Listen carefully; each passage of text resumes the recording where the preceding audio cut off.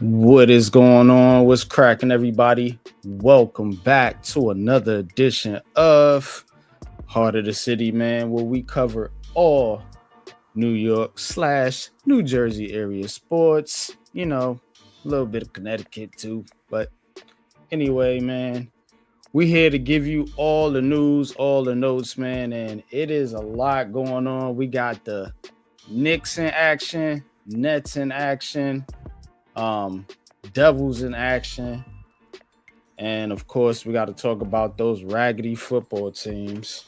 I mean, ugh.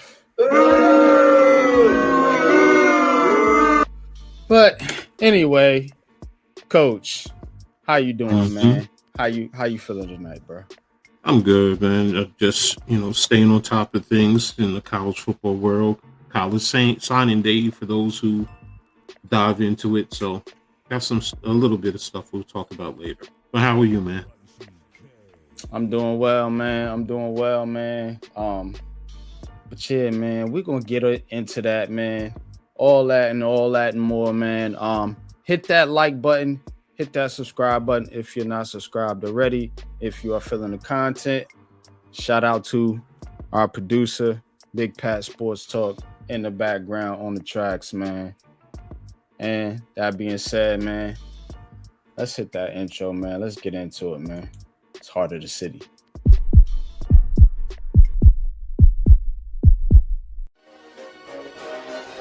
Ricey K, the Raise It Man.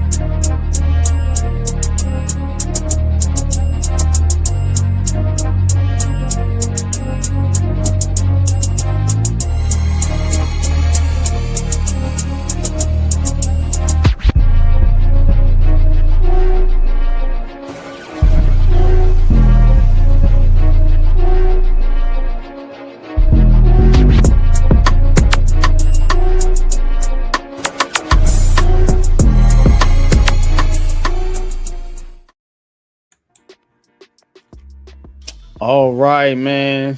Shout out to the chat, man. Iman Perry, what's good, man? Appreciate you tapping in. Raphael, what's good, man? Appreciate you tapping in. And man, y'all been holding it down, man, in the chat for years. Thank you, man. Shout out to y'all, man.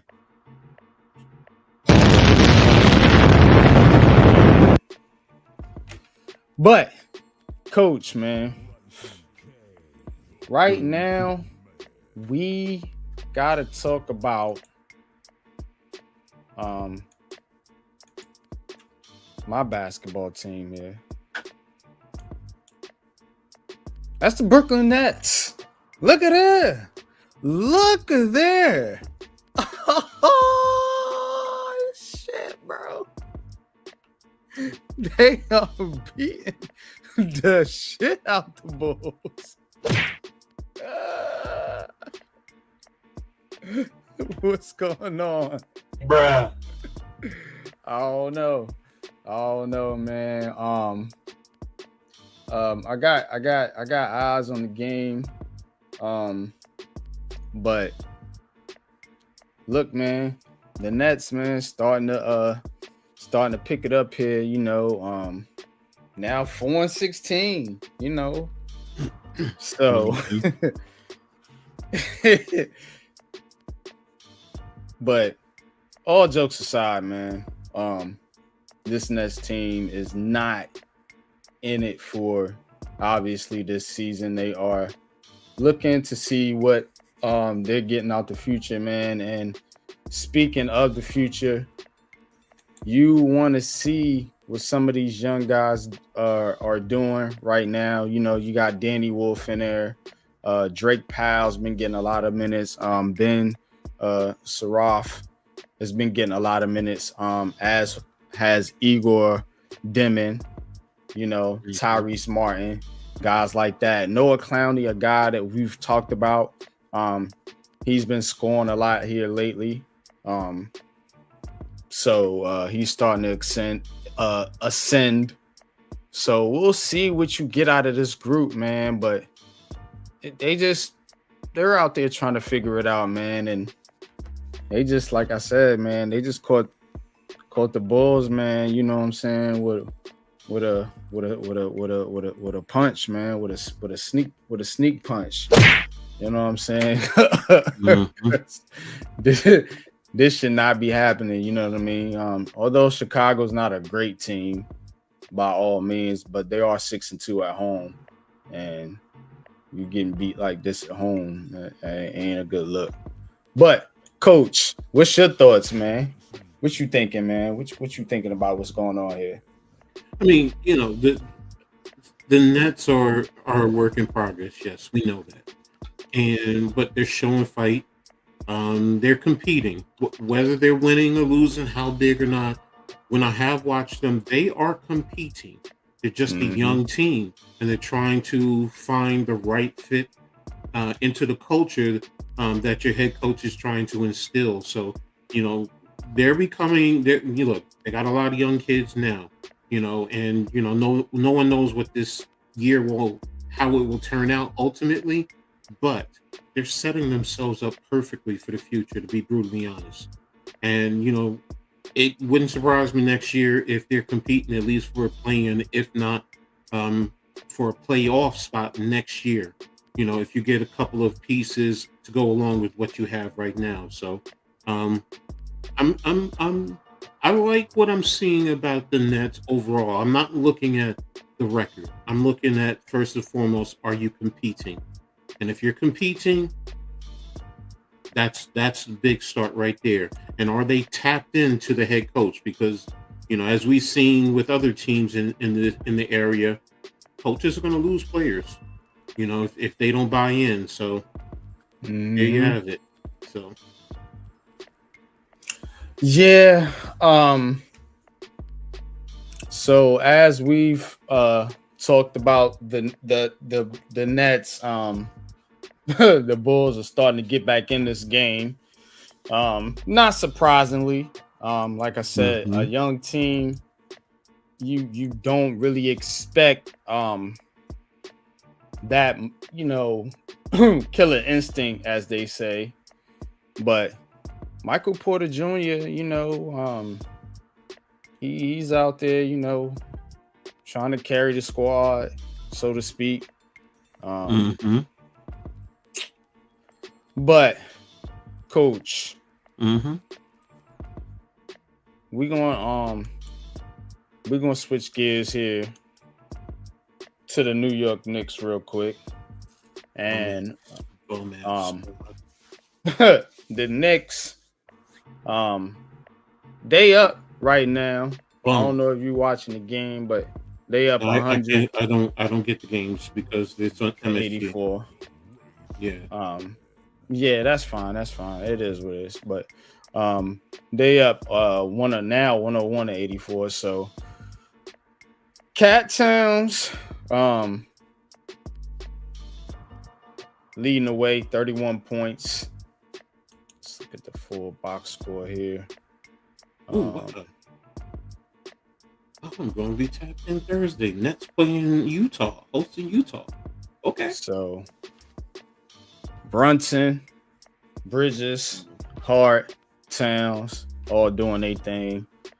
Basically got virtually nothing from your bench, 12 points. But you beating Charlotte, not a surprise here. But what's your thoughts on this Knicks team, man? They Give us the scoop. They bums. Nah, don't give me that thing. They bums, man. How you gonna lose yesterday? How yesterday you was trending nicely, and Started out well against Boston. Don't get me wrong, Boston's a tough team, and then you bitch up. And I don't accept that. They did. Cat Towns, man. I mean, look, They did noodle up Boston. Teams in the league know, get physical with him, you can get into his head.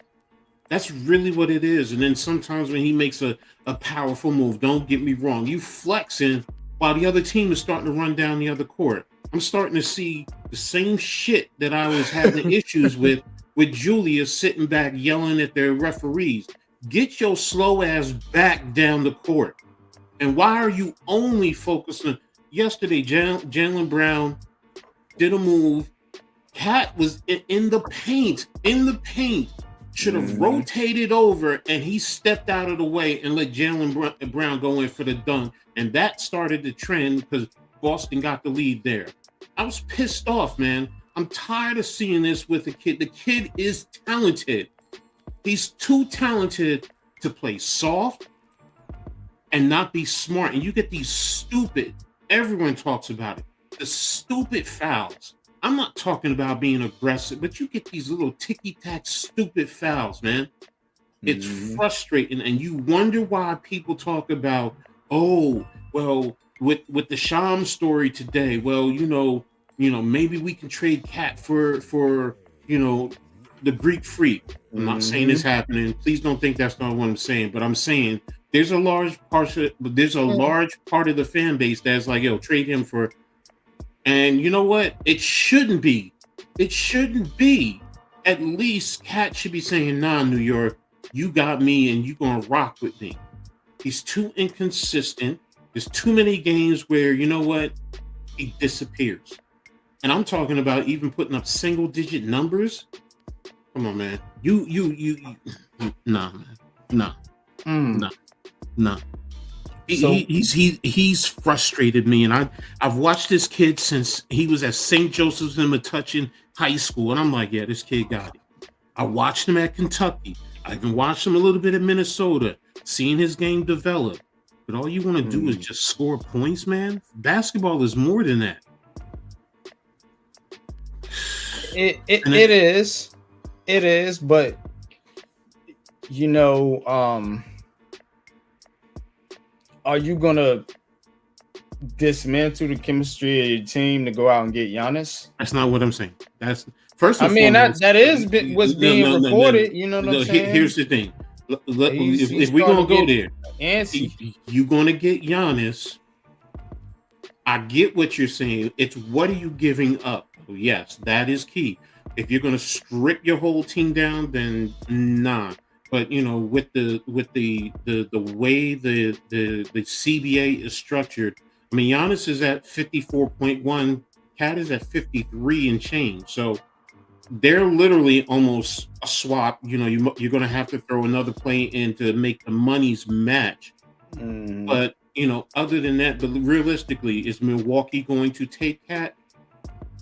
They're going to want more. So yeah, they're going to want more. Now, when you say strip it, I'm not saying give up Mikal Bridges, OG Anunoby, Mitchell Robinson, and Cat Towns just for him. Because I saw somebody talk about, you could do a 3-team trade to, you know, get rid of all of them and Josh Hart to get Giannis. And then what? There's being aggressive. There's, you know, doing what you can do. But then there's stupidity. I'm not talking about being stupid. You know, now look, if you can get him, if OG, I love OG, and I know he's injury prone, but I do like his game. But if the only person I would honestly say is not tradable is Brunson. So I get what you're saying as far as the chemistry. Giannis can score 30 points on a regular, and he brings you more defensively. Yeah. So, you know, it goes both ways. You know, do you think he would help the team? And that's what you have to ask. And what pieces are you going to need? Now, look, I don't think you're going to be giving up everything. Because number one, you can't afford him, Brunson, and Cat. So you're going to have to do it at minimum a 3-team trade. So Cat is going if you're getting Giannis. It's who else is going, and then don't forget you're still bringing in money because if you do trades for argument's sake, Giannis and OG, the Knicks still have to bring in $40 million. They still do. So you're still going to get somebody somewhere along the line. Maybe not to talent wise, and it could give you a different dynamic and it could help the team. So I'm just saying, do you do it? Yeah, I'm sorry. If you can get Giannis, yeah, you do have to make that strong effort to get him. And what are you giving up? We'll see. But you got it, bro. Go ahead.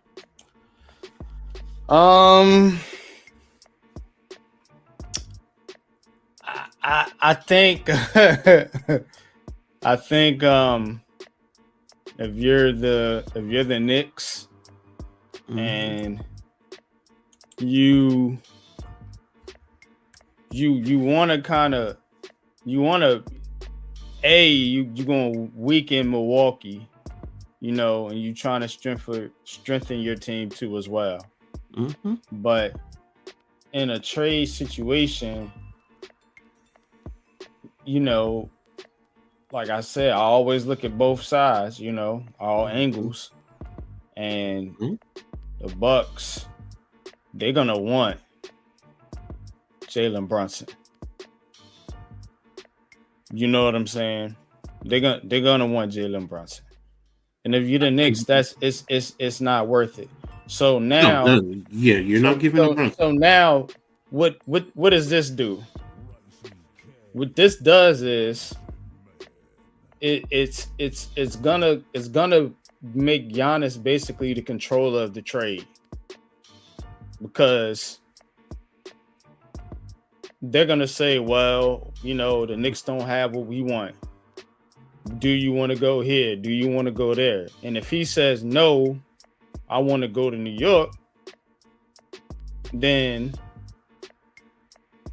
that will flip it to where, in a sense, New York will now, the Knicks will have the leverage, and they could be like, look here, bro, take Cat Towns or whatever. You know what I'm saying? And that's the only way I see that working out. Because why would I want to flip? Exactly. I'm not taking Carl Anthony Towns for Giannis. No way in hell. You got to give me at least your best player, which is Jalen Brunson. At least start there and some. No, you don't start there. Sorry, you don't start. And that's why I said to you before, Jalen Brunson is not in the question. I mean, in the trade talks, he's not. And if that is the end all, then you know what? That's the best we can do. But now, don't forget. I'm Milwaukee. I'm asking for Brunson. I'm not saying don't ask for him. Of course you ask. But I'm saying, as New York, if I'm New York, it's like no. But that's why you also look at a multi-team trade situation. If you get into the multi-team trade things where they get an extra kick, you know what I'm saying, and for taking on Cat Towns or whoever the Knicks is giving them, then that's something different. But if it's just them two trying to work it out, no. That's why to me, it realistically, I don't think it's going to happen. I don't. Unless Giannis says point blank, it's only New York, nowhere else. Like you said, if Giannis says, and according to what, reading between the lines, that's kind of what I'm getting from Giannis, from the reports. So if that's what he's saying, then that's to New York's benefit, like you just said, and then you work around. Someone in the league will take Cat. Now, I'm not saying every team, but there are teams that will. So, New York, you have to do your due diligence and see what it's going to cost you. Period. Case closed. So that's where I see it. So that's interesting. Right now, Nets up 81-72 over the Bulls. Michael Porter Jr. with 28. High man for the Nets. The only other player in double figures for the Nets is Noah Clowney with 11. But Bulls, Josh Giddey, 24. Vujovic, 14, and then Buzelis, whatever that is, 11. And then of course the Knicks still beating up on the Hornets, 112-98. That game's about over, 219 in the fourth. That being said, man, I just,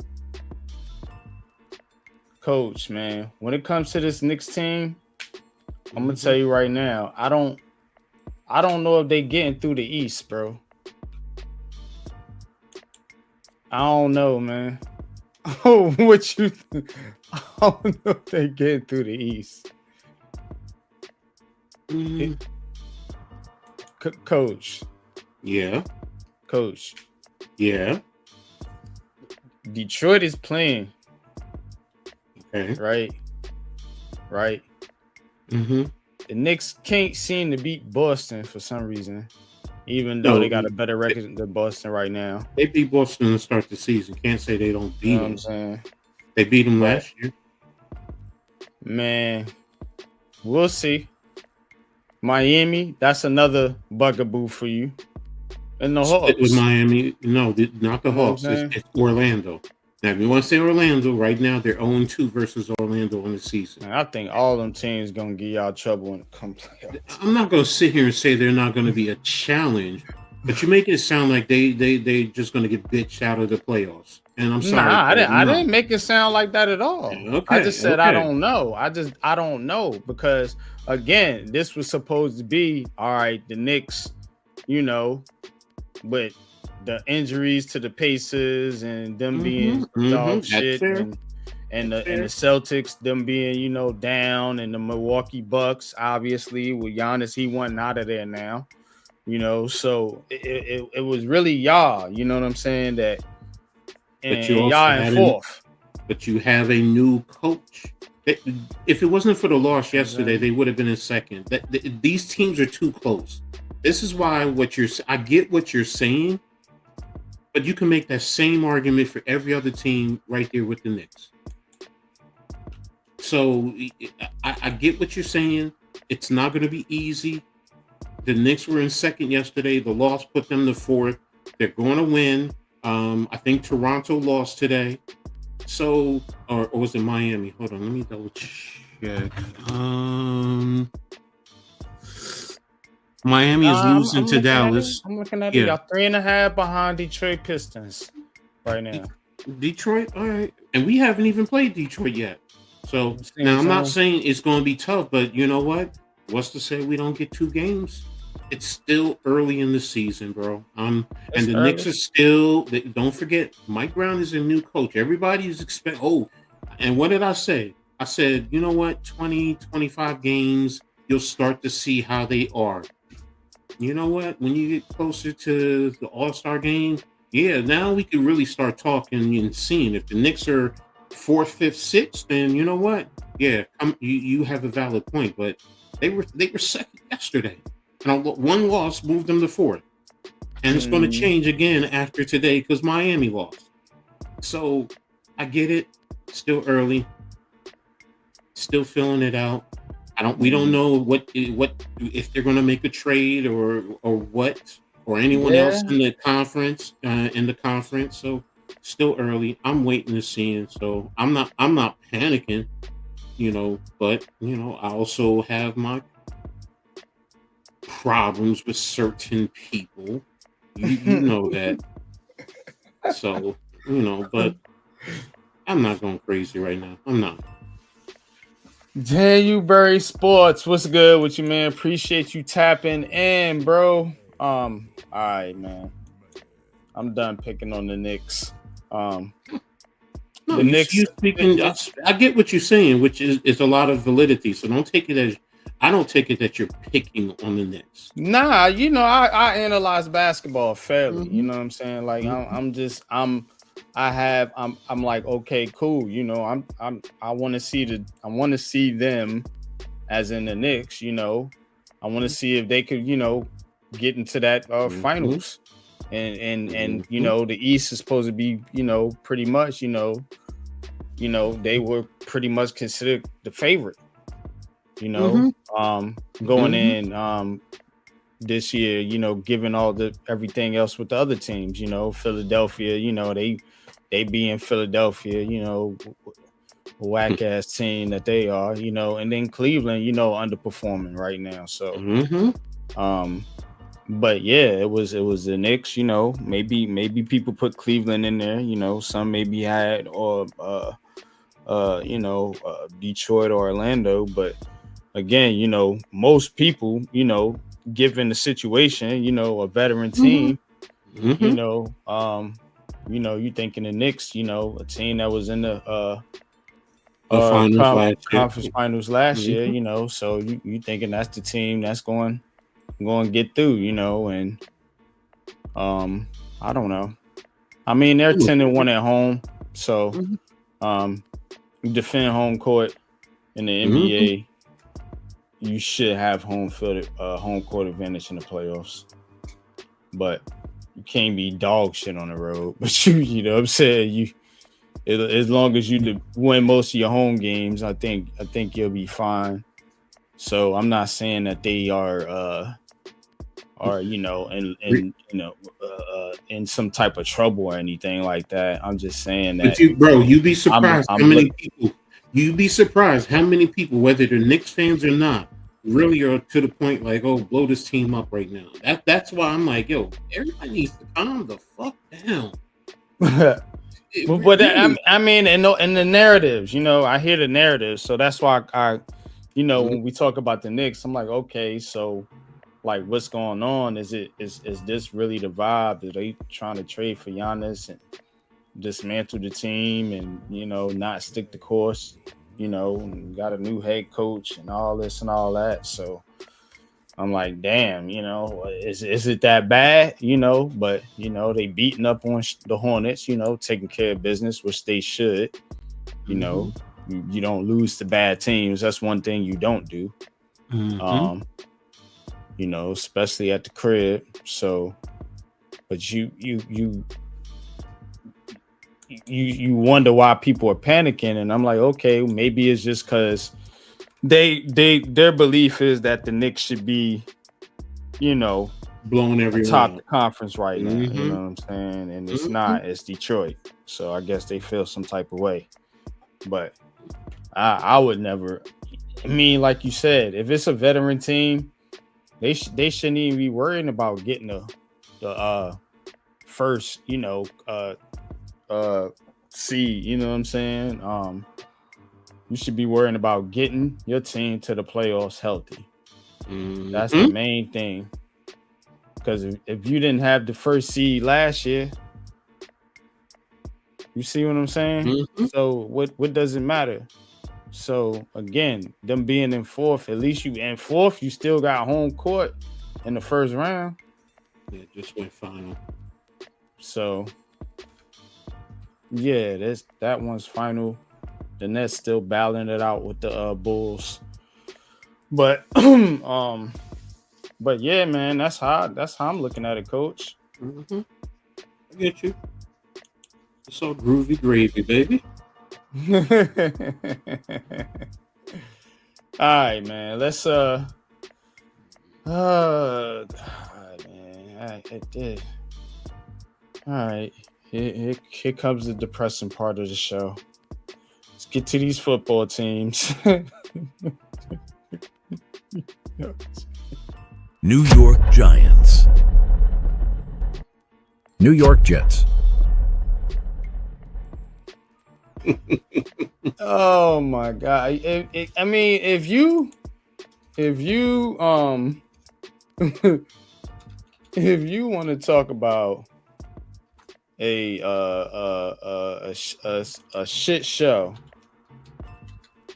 I mean, the fucking New York Giants, they give it to you every time, bro. They give it to you every time, and that's what they did Monday night. A 33-15 beatdown by the New England Patriots. Came into the Patriots house, thought you was hot shit, but you was not. You was just a little bro on the block. You know what I'm saying? So again, Jackson Dart, you know, he couldn't dart his way to a victory in this one. He couldn't do it all. You know what I'm saying? He couldn't be that hero. They want him to be the hero, though. They do. We don't need another hero. but hey, you know, they had blown motor. They tried to get him revved up, but you know, it got going a little bit. 12 carries, 68 yards. But hey, look, man, it's the same old. No matter what the coach is, no matter what the GM is, and that's why I keep saying it's an organizational problem. And I don't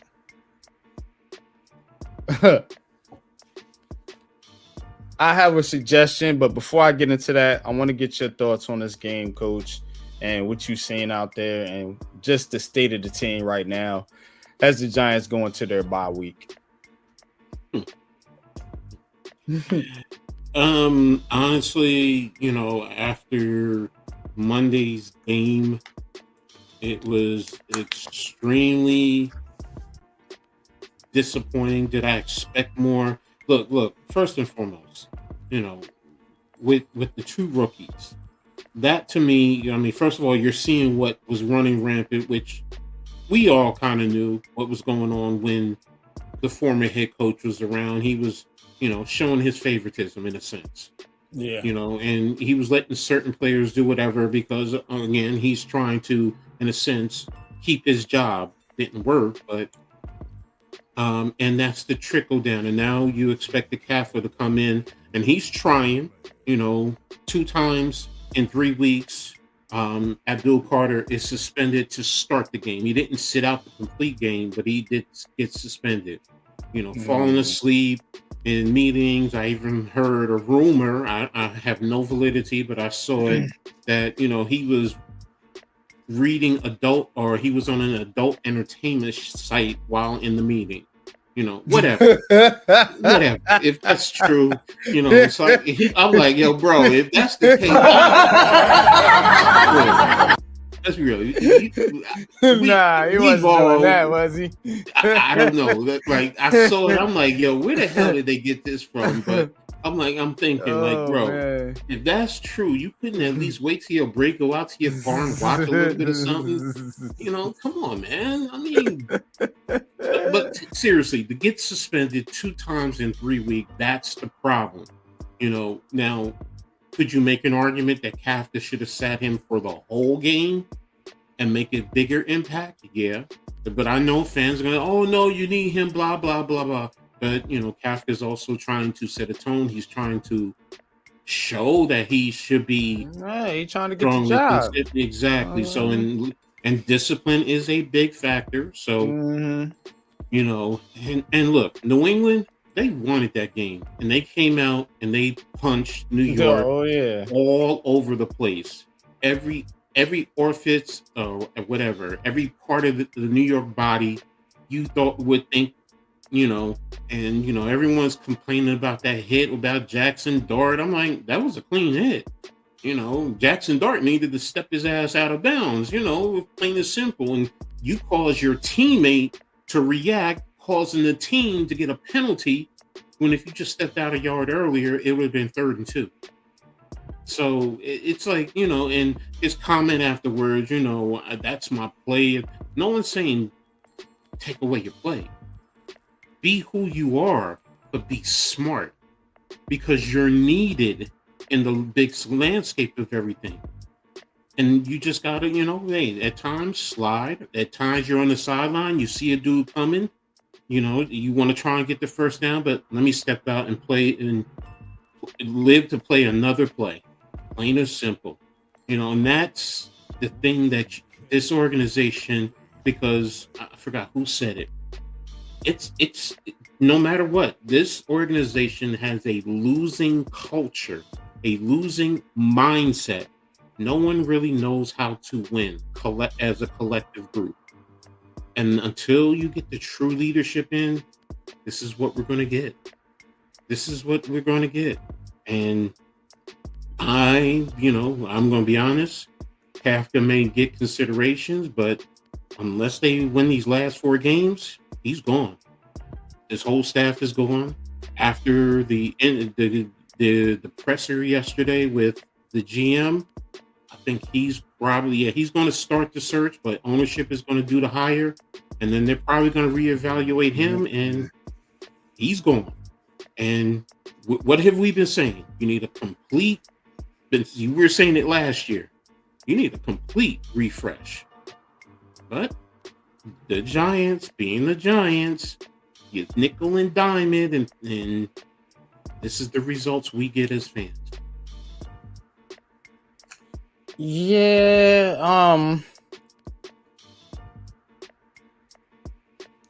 I don't look. Here's what I proposed. I hear what you're saying, but what they really need, bro, is to keep the Maras out of it.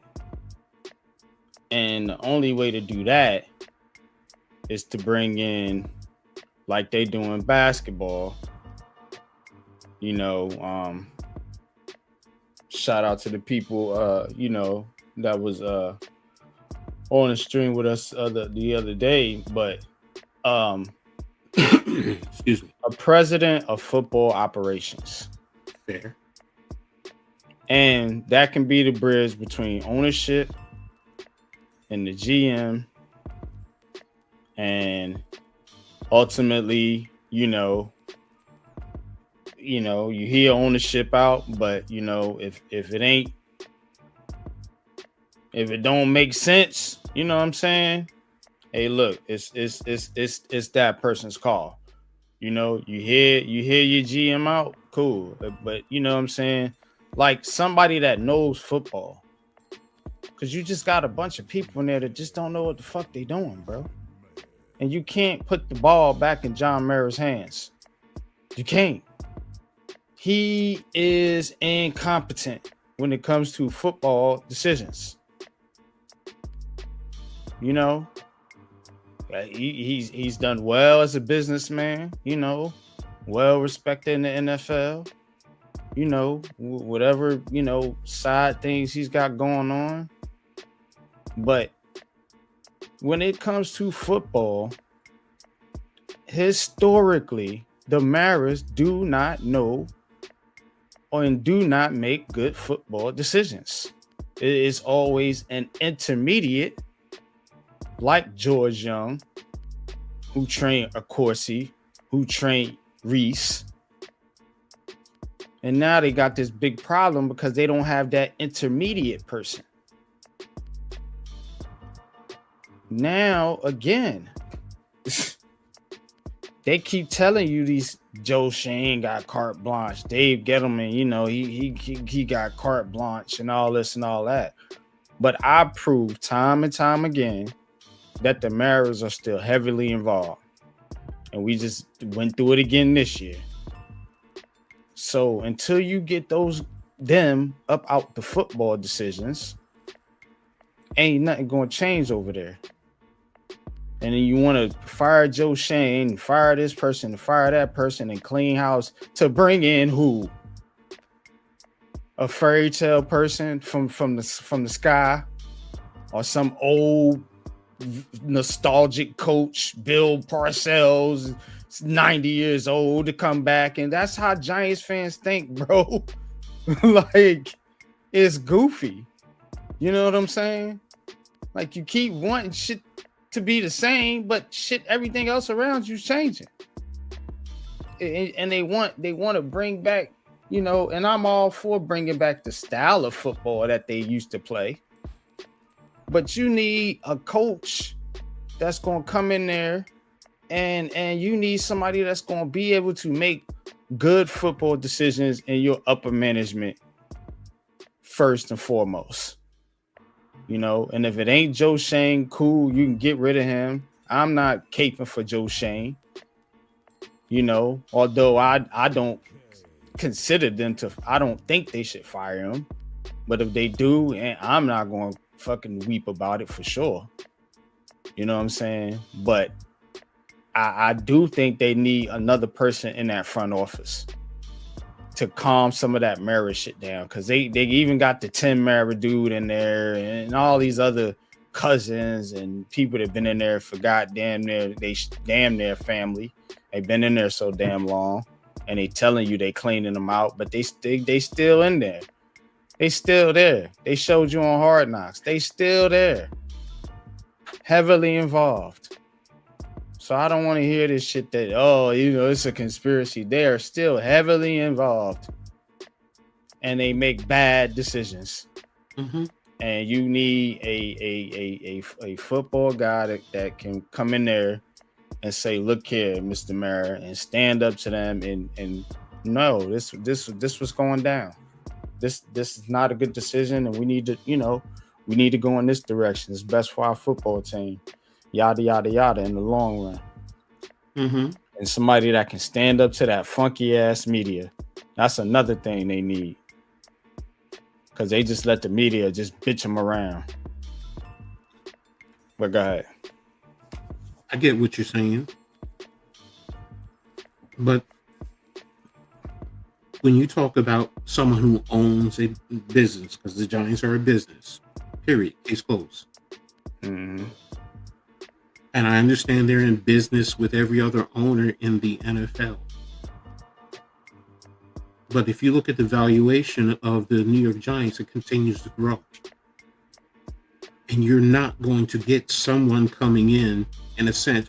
I'm not, let me just say, I'm not kiboshing what you're saying, because I agree. You need someone with a football acumen, because as Yankee fans, we used to hear that with George Steinbrenner for the longest while, until he eventually started to trust the Stick Michaels and those who were in the organization. But there was a while he wasn't listening to people. When you are the owner and it's your money, you ain't hearing what somebody else. You'll take heed to it. Don't get me wrong. But if you want to make the final decisions, it's also your right, because you own the team.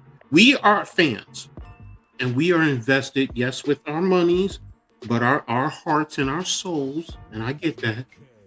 But the reality is, it's their business, and how they see fit running it. You either they can run their business. We talking about football, but football is the business. I get what you're saying. There's an on-field product. And look, don't forget. I may not have done it at the NFL level, but I ran several minor league semi-pro football, so I understand separating the business from the field. And that's one of the things when I was it, and I used to stress that to my partners. Look, we got to separate the football from the field from the business. I get that, but ultimately it is their decision, no matter what happens on that field. If they don't want what's happening on the field to happen, if they say change it, you got to change it, because it's their money and it is their business. So what I'm saying if it's their money and their business, and they want to continue to make fucked up decisions, then they'll get a fucked up product. Exactly. So that's the point. You know what I'm saying? I know what you're saying, but I'm just saying it's not going to change. If you want change results, then you got to do something different. Exactly. You know what I'm saying? You can't keep going in there. And I'm not even talking about, the high level business decisions. I'm talking about these dudes making decisions on the quarterbacks, the running backs, like they're making decisions like they're general managers. And again, that's just not good business for them. Smart. Yes. You see what I'm saying? So again, that's what I mean. Ain't nothing going to change until they realize and look in the mirror and get out the fucking way and fall back. Agree with you, bro. I agree That's with all you, I'm saying. but I'm also saying I'm not going to, in the sense, I'm not stressing what Mara and the rest of the ownership does. They're the owners. I just look at it. You're the owners. Whatever is, can you get the right people in place and allow them to do their job? Plain and simple. Mm-hmm. And if not, I mean, hell, look at that funky team from down south. You got an owner who's the general manager, the president of operations, but hold on a minute. But what does he do? He brings the values of that organization. And he said it. He's come out and said it. When I get involved and I do some crazy stuff, the value of this team goes up. And what I'm saying, we as fans want to focus on the field. The owners don't. Because their pockets are getting richer. Remember, this team is now over $10 billion. A couple of years ago, it was what, 6, 7? I know that. I know exactly what you're saying. But to your point about Jerry Jones, the difference with Jerry Jones and John Mara is the fact that Jerry Jones actually acts as the buffer. You know what I'm saying? And he True. keeps the attention off the team and on him, and it allows the team to focus more on the football field. True. That's fair. Why the Cowboys are usually a good team. Hey, you're right. He does take the heat. He'll come out there and be Jerry. You're right about that. This is what John Mara does. John Mara goes ghost all year, comes at the end of the year, but lames the coaches and everybody else on the field and then disappears again. That's what he does. But meanwhile, as we discovered in Hard Knocks, and shout out to Hard Knocks, because they gave him up. They gave him up. You know what I'm saying? They gave him up. Sorry, didn't see because it was stuff I was already saying and people wasn't believing me. You know what I'm saying? That dude was heavily involved in the decisions, as far as personnel was concerned, bro. And you don't necessarily want your owner doing. And if he is doing that, then be Jerry Jones. Take the bullets for these coaches. Be the forefront and sell the team. You know what I mean? And market the team better. You know what I'm saying? Get a better stadium. You know what I'm saying?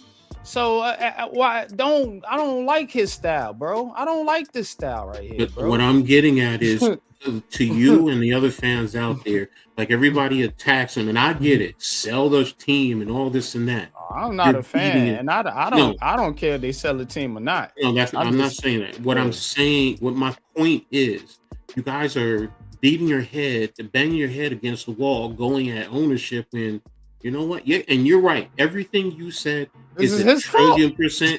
It's a trillion percent right, but it's still his team. Why go at him? You see me? Have I ever really gone at Mara? Have I ever really gone at Mara, or I've gone at the GMs and the coaches? Who do I usually go after? The GMs and coaches. Exactly, because I can't. There's nothing. He's the owner. Right. It's to me. For me, it's illogical. He can't change. Bro, how long have we been dealing with this? Look here, man. Look here, bro.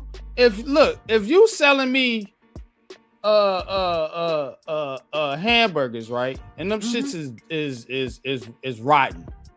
And I just keep buying the rotten hamburgers, right? Bingo. But I blame the cooks, the cashier, and everybody else, but the person that's selling me the rotten hamburgers.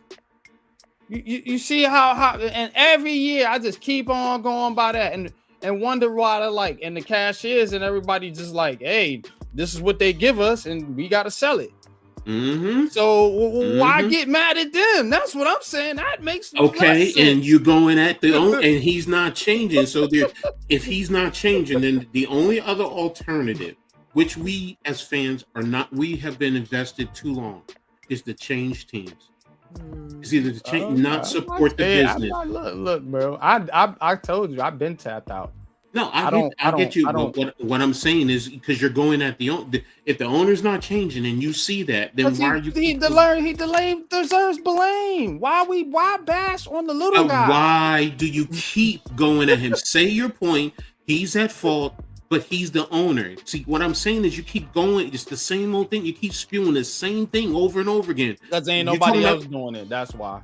Everybody want to go after these players like they. Okay. I don't see nobody in the mainstream. They piling on Joe Shane, piling on Brian Dable, piling on Mike Cropper, and I hear, piling on that Drew Carter, piling on Jackson Dart, piling on this player, piling on that player, piling on this coach, piling on this GM, piling on the assistants, piling on. I mean, it's on and on and on and on and on and on and on. Ain't nobody saying a goddamn thing about the dang on dude that's running the dang on team, bro. Disagree with you there. I've seen it. I've read it.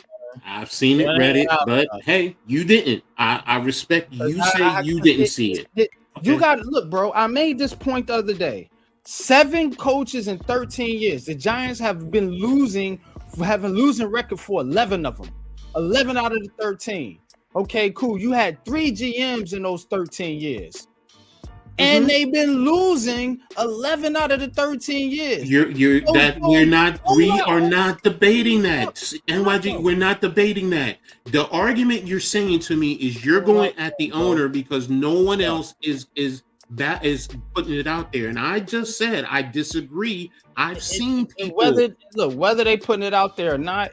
It doesn't matter because I'm putting it out there and I'm gonna continue to put it out there. You know why? Because again, it's not the players and coaches' fault at this point. It's his fault because nothing has changed in 13 years, bro.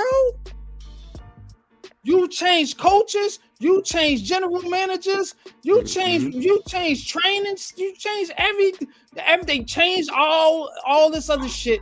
And nobody is saying anything about, okay, well, maybe, just maybe, we could be doing this with a different fucking model in our organization. And I suggest, I'm even giving you a suggestion that ain't nobody pushing. Now, ain't nobody pushing this. You can dig all you want to. First, heard it here first. President of football operations needed in the New York Giants organization because you got to get them goofy ass motherfuckers about the goddamn building making football decisions, bro. They don't know what they're doing. If you want change, now if you don't want change and you just want, hey, we got Jackson Dart and he's making touchdowns and we're going to still argue about the coaches and why the coaches are so bad. I don't understand. And then the coaches leave and they take off when they go somewhere else. Whoa, why? Same thing with the players. Why? Organizational dysfunction. That's why. Starts at the top. Go ahead, bro. I'm going to say this, man. It's simple. It's 100% correct on that, bro. That's like, Coach, if you started a business and you were selling TVs, and the TVs you bring in, you hire your first people, don't nothing shake. Then you get rid of all of them, then you bring in a whole nother group of salesmen and managers. Your TV still ain't selling. So you fire them too. Then you bring in a whole nother managers and salesmen. They ain't selling shit either. You see what I'm saying? And you keep getting rid of managers and salesmen the whole time. When in the fuck are you gonna look at yourself and say, my product, it must be ass? Okay, nobody can sell this. Mm-hmm. You see what I'm saying? That's what's going on, bro. I get all of that. Do y'all understand that I do understand that? Mm-hmm. Do you, or are you just disregarding what I'm saying? No, I get it. I'm not disregarding what you're saying, but Coach, it's like beating a dead horse. If you continue to talk about, okay. Go ahead. No, go ahead. Finish what you're saying, Pat. I'm sorry. I mean, if you continue to bang your head on the wall talking about this guy needs to be fired, this guy needs to be fired, this guy can't play, this guy can't do anything. And those very same people you talking about, when you finally get them up out of here, and they go to other teams and become Pro Bowlers. Mm-hmm. Wink is being nominated for awards at Michigan. Like, Rome Henderson got the Colts secondary. yeah, like it's and everybody that comes to you is ass. Everybody that comes to you is ass. All these GMs, all these coaches, all these players, all these drafts, all Mike these new Kafka people in came the from office. the Kansas City Chiefs. Brown came from the Eagles. And Dabo and Shane came from the Bills, winning organizations. But now you got a clear house. Everybody is just ass. Abdul Carter's ass. Dexter Lawrence ass. Brian Burns ass. Daniel Jones ass. Old Barkley's ass. Like freaking the preseason Hulk Hogan, David Seals went to the Falcons and made the 53-man roster and caught a touchdown the other day. Alex Bachman is on the roster with the Texans. Or no, the Raiders. Alex Bachman. Oh, he definitely catching the touchdown when he played the Giants. I'm gonna put a bet in for that. You mean to tell me all these dudes are ass, bro? Let me ask y'all a question. Because Pat, you're bringing up all these players. Have I ever said anything about these players? No, I'm not coming at you, Okay. coach. I'm just No. I just want to make sure. No, I'm I just- want to I'm- make sure. Yeah, I get what you're saying. I'm just shooting the shit, coach. No. I know exactly what you're Here's talking about. here's the thing also, because I want to make sure people in the chat understand. I'm not sitting here saying that ownership doesn't have some culpability, because they do. All I'm saying is I'm not going at them because to me it's their money. What the fuck if it's just like if I own something and you coming at me and telling me you need to get out there, get the fuck out of my face. I'm the owner. If you don't like it, and then Hold up. Real quick. Let me talk to Yeah, Coach I real get quick. it, man. Hold on, because I just want to say something real quick.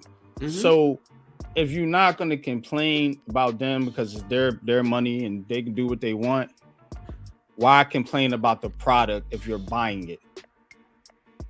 Bingo. See what I I'm have saying? been. What did I just say earlier? That's what I'm I saying. said you have the other option of not supporting this team, going to another team. I just said that. But that's what Rewind and Giants. go- But that's what I'm saying. But that's what Giants fans are doing. They sitting up there complaining about the product, complaining about this coach, that coach needs to be fired. This coach, and this same thing we've been saying. But again, you're not complaining to the person that's selling you this shit.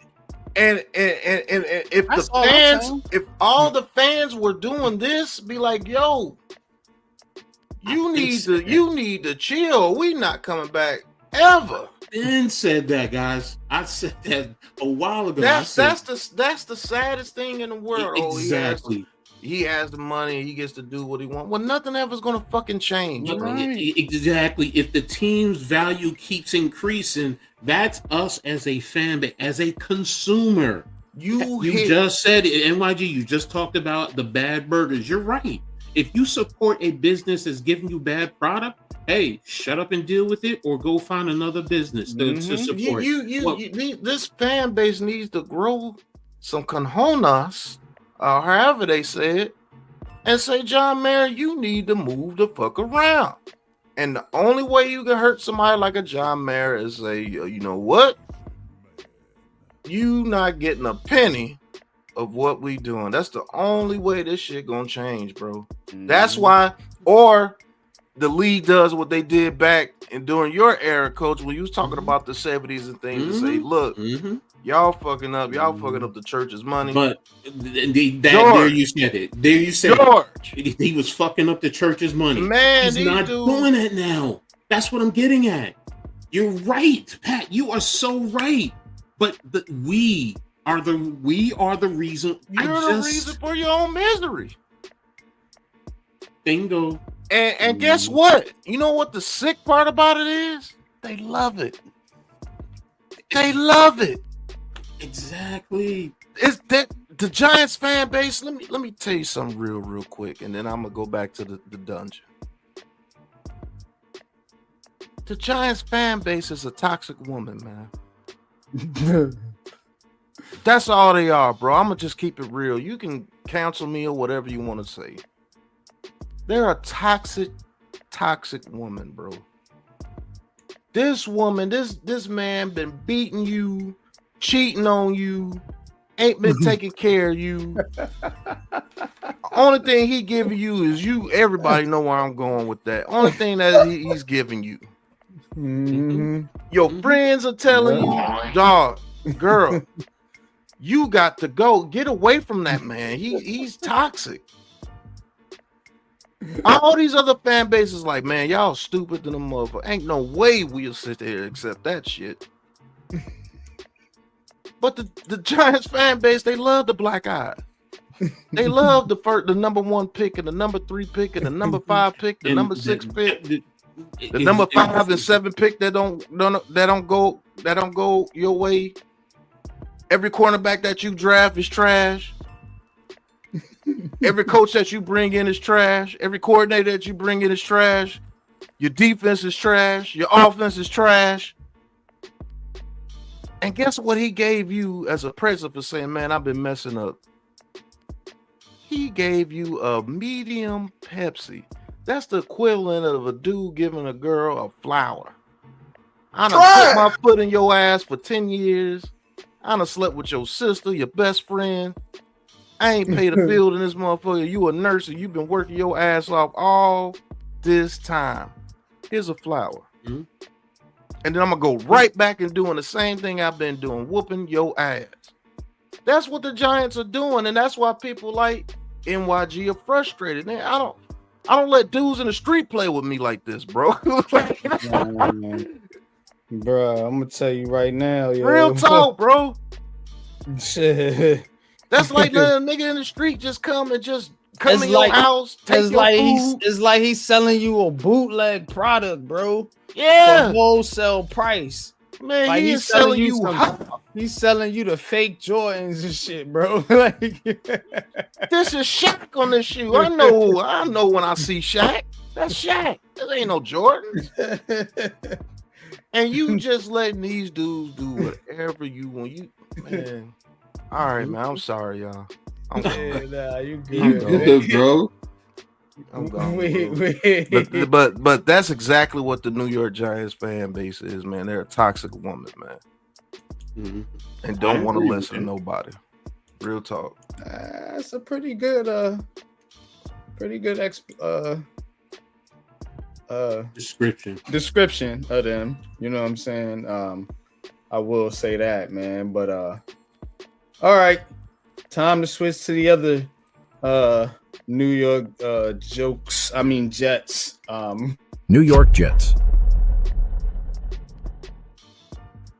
All right, well, Jets do get a win. Thanks to Coco Chains and the Falcons. Look, man, the Jets, man, I told you, man, better quarterback play. Tyrod Taylor, man. Tyrod Taylor is always lurking in your back. Tyrod Taylor is always lurking in the background, bro. You know what I'm saying? When you need some help, bro. You know what I'm saying? Like, yo, Tyrod Taylor's like that dude. You like, man, yo, I need somebody to help me move something real quick, bro.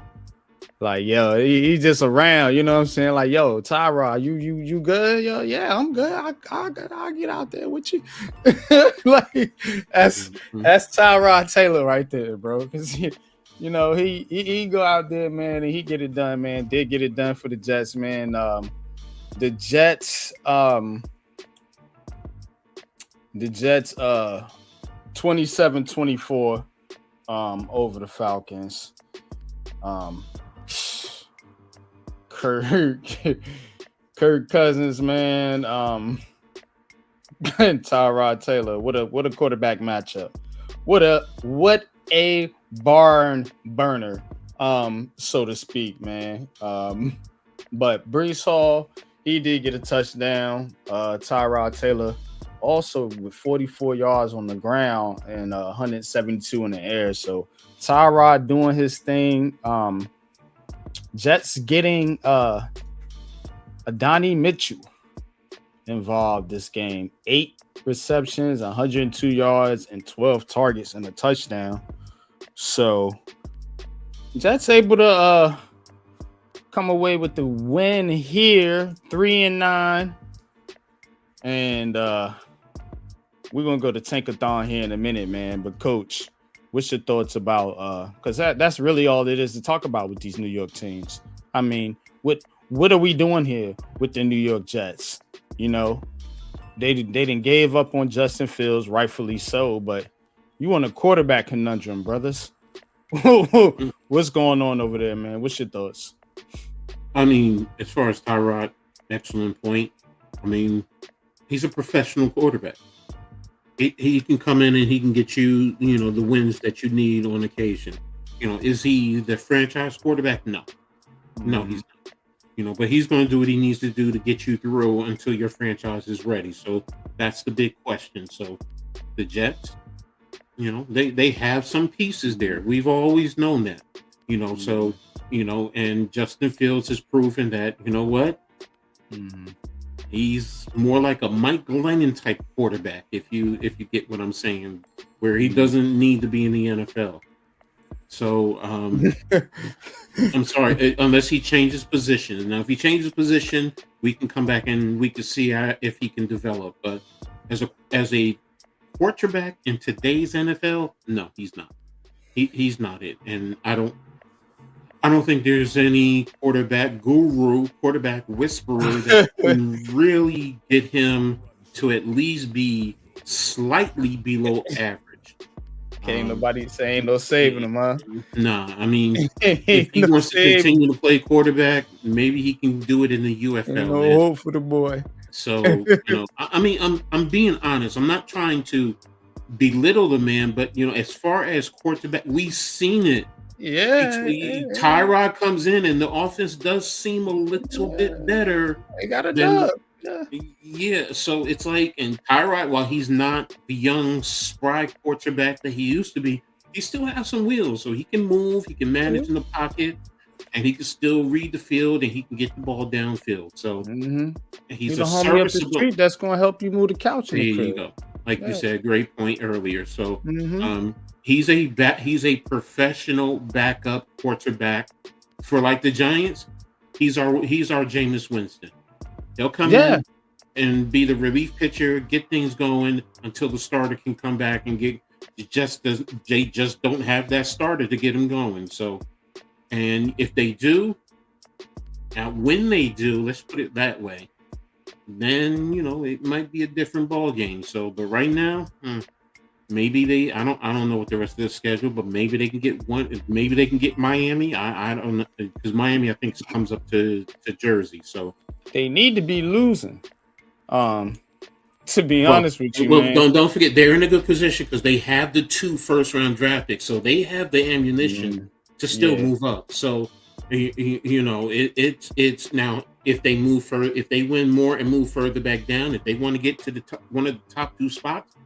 That means you're not going to have to give They need to be where the Giants at. They need to be in the Giant spot this year because they need a quarterback. They need a quarterback, but they have the assets to move up. So if they keep winning, it's showing that, it's kicking in down there. Maybe they have to give up 3 first-round draft picks, 2 this year and 1 next year. That's a boatload to give up. This is to move up real interesting. Yeah, exactly. So it's and matter of fact, they have 4 over the next 2 years. So they can afford to win and move down because they still have the assets. Are the Titans crazy enough to give up on Cam Ward this early? No, I don't think they are. I think they're in the same position as the Giants right now. If they keep losing, they can get a boatload of assets and they can trade back and put pieces around Cam Ward. Because that's really all he needs. He just needs some pieces, more pieces. Raiders are going to try to lose that game against the. I see it now. Yeah, that'll be the seed. Yeah. Me and The Pat Raiders was were me and Pat was talking about it, but I know I see what they're doing now. Now it's don't forget The Raiders are gonna lose that game. that They're gonna give it to them. Now If the the question is, Giants don't forget you have to look at the head coach too. We don't have a head coach. They do, and does Carroll want to still keep it down? I get what you're saying. They want to lose, but as a coach, you're not trying to. Now, management, different story. Give them pieces that are not going to help them. But as a coach, you want to win because that's going on your legacy. That's going on your record. So I get what you're saying. It goes both ways. As a fan, I'm saying, yeah, the Giants have the talent to beat the Raiders, and the Raiders are probably going to do what they need to do as a fan to get up there. But if I'm Pete Carroll, I mean, I think if they play them, if they playing straight up, the Raiders are beating the Giants. That's what I'm saying. But I'm looking at it now in the grand scheme of things. I think the Raiders are going to pretty much go in there and kind of want to get out of and to get because the Giants are ahead of them now. So again, forget that. Don't look at that. I get what you're saying with Tankathon. I'm saying Pete Carroll. Do you think Pete Carroll is purposely going to try and position this team to lose that game? Hell yeah! If I'm trying to get my quarterback, hell yeah! You know what I'm saying? If they This say is what Giants do. we need to lose The this Giants game, will win that game if they was in the Raiders position. We just seen it with Brian Dable. They damn near admitted it. Damn near saying, well, yeah, he gonna change the offense once he get the quarterback in there and all this shit. So what was he doing before? Fucking up. That's what y'all saying in a sense. So again, I was right. Now these teams do this. Brian Flores proved it. You know what I'm saying? So again, he got blackballed or whatever. You know what I'm saying? But now you gotta say, hey, if Pete Carroll is solidified in that Raiders organization and he know he got a job, why not? Hey, we ain't going nowhere anyway this year. Why not let the games go? You know what I'm saying? You might not put your best. I'm not saying he might not put his best effort out there. Let's put it like that. You know what I'm saying? That's how coaches tank. They don't open up playbooks and they run vanilla schemes and do dumbass shit on the field. You know what I'm saying? It ain't like he going out there, hey guys, y'all got to lose this game. It don't work like that. So people got to take things into context. But yeah, if they saying, hey Pete, man, just take it easy.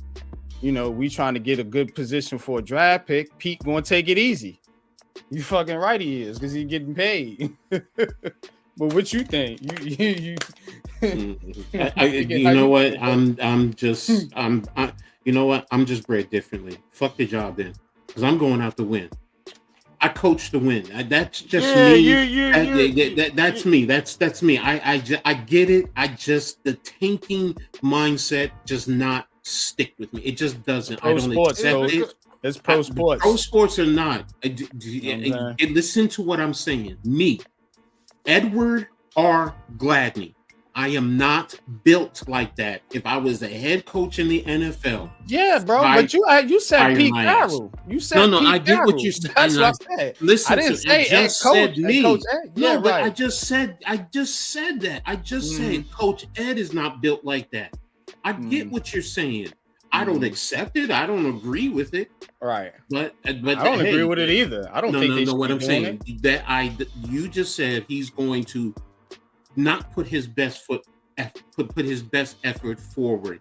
He's going to be, if his position is solidified, he's going to try and get his quarterback. I get what you're saying.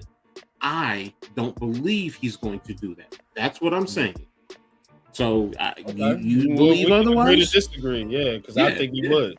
I think he absolutely would. No That's question all I'm saying. about it. I think he is, but I understand where you're coming from, Coach. Like it's going by the sport as if it was truly about the sport. But at the level you coach, you know what I'm saying? Yes, I understand your passion and why you wouldn't think anything like this will happen. But what I've gathered in research about this league and these leagues is absolutely bro, it's absolutely going down like that. It's Again, almost, you believe that? I don't. And you know, you have your I intel. believe it. I have my intel. You know what? I beg to differ. I've heard it from athletes. I've heard it from I've coached guys who've been in the NFL. I've had conversations with NFL coaches, NFL executives. So I mean, maybe I'm just being naive. You know what I'm saying? I actually have had conversations with people, and I know like some of the shit that's been going down. That's why I'm able to like look, bro. I know. You know what I'm saying? Now it ain't. There's always context in things, and I always want people to understand that. You know what I'm saying? And you do have coaches say, "Hey, look, you know, I'm not going for that shit." Like Brian Antonio Pierce did it. That's why they got rid of him. Pierce, you know, they give you these examples, and then you know those coaches they don't excel to that level. That's where you get some of the blackballing and the Mark Jacksons, and I think Mark Jackson probably said no to the bullshit. Why he ain't coaching? You get sit your ass in the booth, dog. You can't get with this program. You know what I'm saying? So I mean, look, it does happen, coach. I agree with you. But the majority of those motherfuckers in there, bro, you know, that's got them head coaching jobs in those major leagues. Yeah. They get down with the get down. They do what they told. Let me just put it like that. But let's get back to Tankathon.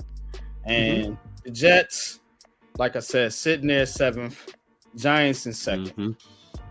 If you're the Giants, you want to get out that spot. And if you're the Jets, you want to get up to the spot with the Giants. Now, I don't know if they could work something out, but Woody Johnson and John Mara need to be talking right now to help both of them out, because they both in that raggedy ass building called MetLife Stadium, and they both need something out of this draft. And the Giants need the picks, and the Jets need the damn quarterback in the number 2 spot. I don't think the Giants winning. They might win the Raiders game, but we'll see. But again, I think they're gonna be ahead of the Jets regardless. So they need to be talking. But what's the thoughts? Talking now? No. After the season, I'm going to play out the season and see what happens. Because you know, if the Giants win a game or two, they're not going to be in that position, and they're not going to be in position to trade with a quarterback needy team based on that. Giants to win another game. Let me put it like that. Honestly, no, I don't. Me either. I don't think they have the. I think right now the New England game took a lot of the fight, because I'm really wondering personally, are guys now making business decisions? That part I'm with. I get you, and that's why I'm like, I think Dexter Lawrence is going to shut it down in a little bit, and you know what's up with AT. Brian Burns is trying to chase being a Pro Bowl in sacks, so he's going to be out there fighting. But I mean, I'm looking at Kayvon Thibodeau. He's been down for a while, and you got 4 games. If he's not playing that first game after the bye, then I think he's probably going to shut down for the rest of the season. So, and that's what I'm looking at. I'm like, okay, I'm looking at that. Yeah, and you also have, you know, Jackson Dart. You know, I mean, do the Giants eventually say we got to pull him and sit him down, because he's putting himself in a bad situation where he might really seriously jeopardize him. Stop. No, listen. And I'm not talking about the game after the bye. I'm talking about the last 2 games. No. That's what I'm talking about. No, you know, as if he's out there and he's throwing his body around and getting in concussion protocol, and he's not listening. He's still doing what he's doing. And baby, this. That's not what I'm saying. That's not what I'm saying. Please, and that I was afraid you were going to take it that way. I'm not talking about babying him, but you gotta. I'm talking about discipline. You know what? You're not listening. If we're coaching you, and look, they've shown it on the field. Russell Wilson has tried to talk to me. You see Jameis. All the coaches have tried to talk to him. and he still wants. You're gonna shake that boy into being scared to move around. That's not what I'm saying. Don't put words in my mouth. Don't put I'm words not. in my mouth. I'm not saying you're going to shake. I'm saying that narrative. That narrative is going to because again, this a young kid, bro. Let him play football. He gonna get hit. That's not what I'm talking about. I understand the motherfucker is going to get hit. Damn, I get that. But if you're not being smart on the field. Sometimes you. Okay. I seen him dive and slide. You haven't? He can't. Some play you just gonna get hit. So the Giants fans act like every play he gets hit is magnified. Oh my God! Look at that play. He took a massive hit. Like good God, bro. I seen a whole bunch. I watched the whole game. I seen plays where Dart took off. He did what he's supposed to do. He dove or slid and avoided the hit. That first one when he was trying and he got surprised. He was trying to slide. So yes, I do understand that. But again, I just said to you that sideline play, and he knew it. Step out of bounds a yard early. You've got 3rd and 2. You're telling me, oh, that's okay? And he's coming out afterwards. Oh, this is not soccer. I'm going to get hit. I get you going to get hit, bro. But why are you putting yourself in a position where you're giving the defense? Because you know what? As a defensive player, I want a quarterback like that. Because I'm going to give you the fucking business. Because I am going to give you a couple of dirty shots. Because you know what? You're going to be aggressive and you're going to be Mr. Macho and you're going to be out there trying to run and all this stuff. And, at times you're going to try and surprise a defensive back and dip your shoulder into his chest because he's expecting you to go out of bounds. But then you're going to keep getting concussions. But okay, I get it. You say it's a narrative that's going to make him soft and take it out of him. That's not what I'm saying. Because I've coached plenty of players. I coached a player like him. And I could bring Mark on here and he will tell you, yeah, Coach Ed used to sit here and tell me, and I used to be like that. Mark was a 5'9" quarterback playing minor league semi-pro and wanted to prove how tough he was to his teammates. And I had to pull him to the side. And then I had to sit him for 2 fucking games. I'm gonna say this, then I'm gonna leave it alone. It's football, and you know this, Coach. It's psychological. You know what I'm saying? This day and age, with these kids, they are exposed to a lot of media. You know what I'm saying? I'm just gonna put it like that. So when you have every hit this kid takes being magnified and shared on social media like he's getting his brains knocked out, when he's just taking hits that's normal football hits that anybody would take. And I understand, you know what? But the kid came from Ole Miss. He came from a winning program. He ain't used to these bum-ass, lowly, losing-ass Giants where they want to play everything safe. You know, in a normal situation, a kid trying to get a first down, he's trying to win. You know what I'm saying? Now, in a grand scheme of things, yeah, I get your side of it. You know, you want to avoid those where you can, you know, but I'm not going to make an extremely big deal out of it like this media has done, you know, excluding you out of it because you're not part of the national media, but the national media has been running with this. And it's a bullshit narrative. Okay. You know what I'm saying? Okay. So based on what you just said there, because we're talking about him on that sideline hit, then why did Theo Johnson act the way he did? I don't know. And then all his other teammates, they all thought it was an unnecessary hit when it wasn't. And that's what I'm saying. Sometimes you heard it. I was happy they was supposed to fight. And when he did that, I was like, damn, at least somebody out there showing some fight, man. The Giants but here's the thing. Such a punk team, man. They so soft. They are. I'm not talking about the spirit. That part I get you. What I'm saying is there is being smart. And sometimes, yes, in this day and age, with the rules, this is not back in the 80s. Because if this was back in the 80s, you would not hear me complaining or saying shit. You wouldn't. I'm used to the Phil Simms, the Joe Montana, those types of quarterbacks fighting tooth and nail for everything and taking hits like that and getting back up and brushing the dirt off their shoulder and going back to the huddle to show them how tough they are. You ain't do shit to me, nigga. Mm-hmm. And when Daniel Jones ran over Grady goddamn Jarrett, ain't nobody say nothing about Daniel Jones taking a goddamn hit. But let me go ahead and move on. Now that I done said that, and because again, you know, we don't want to go back to Daniel Jones. no, that's not what we're not saying that. What I'm saying, but the rules, I will say this to close it out. The rules of this game has made this a pussy sport. I'm sorry, I'm being very, very graphic, but it has. Yeah, it has taken the aggressiveness, it has taken the hard hits out of the game. And that's where I'm saying what I'm saying. You're taking it out. Well, then you know what? Jackson Dart, be smart. Because you also cost your team with a penalty. The rules is also geared to, you know, the quarterback, supposedly protect the quarterback. Yes, and I agree with you, and that's why I'm just all this shit too when he do get hit. No, but that's another story. But let's leave it alone.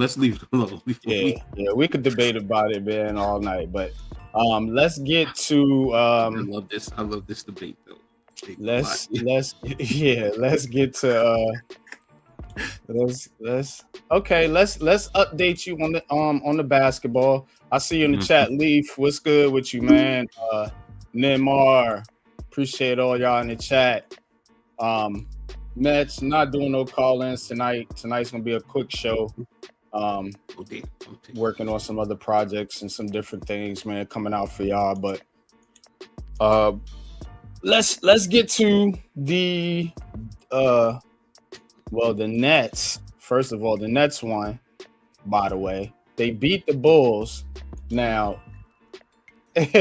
Michael Porter Jr., 33 points. 10 rebounds. Noah Clowney, man, is extending. I do feel like that. I feel like, man, shout out to the Aboriginal Sports Network, you know, Leaf, you know, myself. You know, we was talking about Noah Clowney in the preseason and how he could possibly be one of those players, one of those diamond in the rough gem type players, and he's starting to pick it up, man. Tonight, 20 points, 6 out of 11 from 3-point, 7 rebounds in 34 minutes. So pretty good there for Clowney. Nick Claxton almost getting his triple-double on 14 points, 8 rebounds, 9 assists. And like I said, Michael Porter Jr., 33 points, 5 of 12 from 3-point land, 10 rebounds, and 5 assists. So Nets, 2 wins in a row. 2 wins in a row, man. Shout out to the Brooklyn Nets. Showing some promise, man, but a lot of Nets fans don't like these wins. But you need to give this team some morale, some hope, some direction. And you want to see some of these guys show up and see what you got in some of these young players. And it looks like they might have found one in Noah Clowney. So. All right, Leaf. All right, you got that, Leaf. You got that. Well, let me share. Second to the last at 10:59. Coach out here giving his gym. You got that way. You got that way. You got that. You right. I'm that type of coach. I admit it, man. Yeah, coach. I'm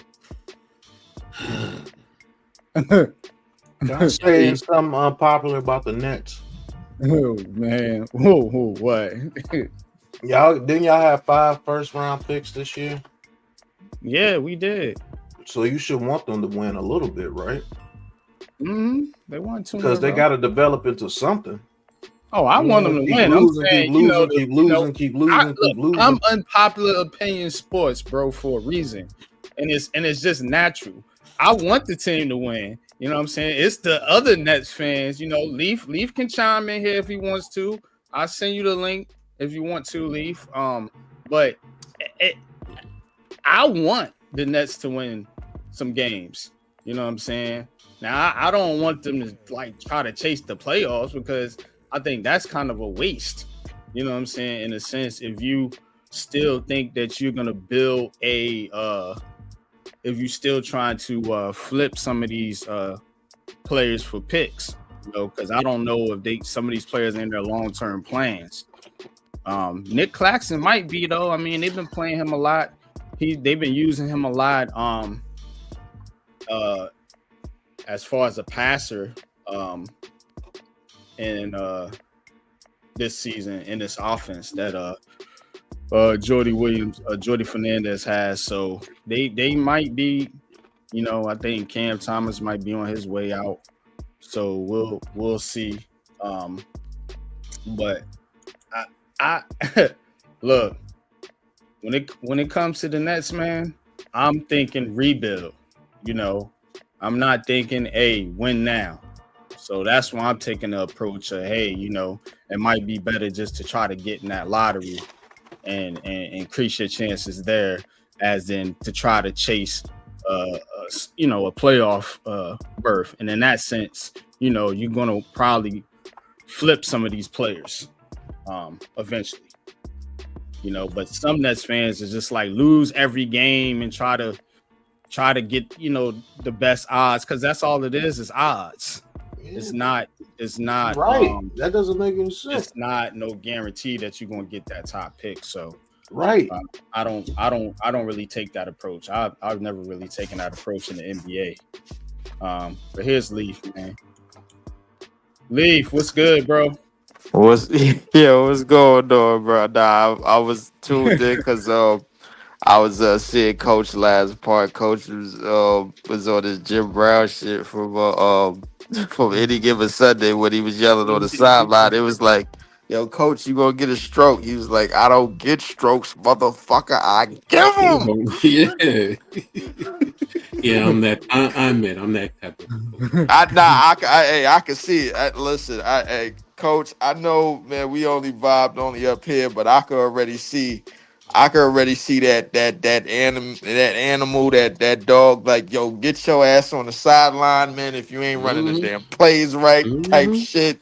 Get on the damn ground, yo. Y'all gonna do these up downs all day until we get tired and thirsty. Don't fumble my football or don't bleed on my jersey. Don't do none of that. Don't mess up my money. My football is my money. Yeah, that's a fact. That's a fact. I'm team though, bro. From what I can see is that the rookies are starting to develop pretty gradually, man. Danny Wolf in the previous games, man. Danny Wolf has showed offensively that he is everything that I said he was, and I only needed 5 minutes to see him at Michigan, and I was sold. I think in terms of skill set and skill set to the offense and everything, I think he's done a fairly good job coming into the game and shooting pretty good. I mean, everybody turned the ball over, man. He turned the ball over pretty much tonight. But the real thing is that I think Jordy has all of the archetype players that he needs. He just doesn't have the names of the archetype players that he needs. One thing we got to make important on this right here, if nobody has said this out loud, MPJ, outside of Steph, I ain't gonna lie to you, bro. Like, is it any I don't give a fuck type shooters, bro, in the league, bro, like the MPJ? Because, like, when he's coming off the screens and he's coming off of pin downs, dribble handoffs off the catch because his back is messed up, you know he can't get nothing off the bounce. and he's giving you 25 and 8 on average on this team. I don't think we've played bad with him in the lineup, and I think the ball is moving, and he's getting his 25 and 8 through the flow in the offense, unlike somebody else I know.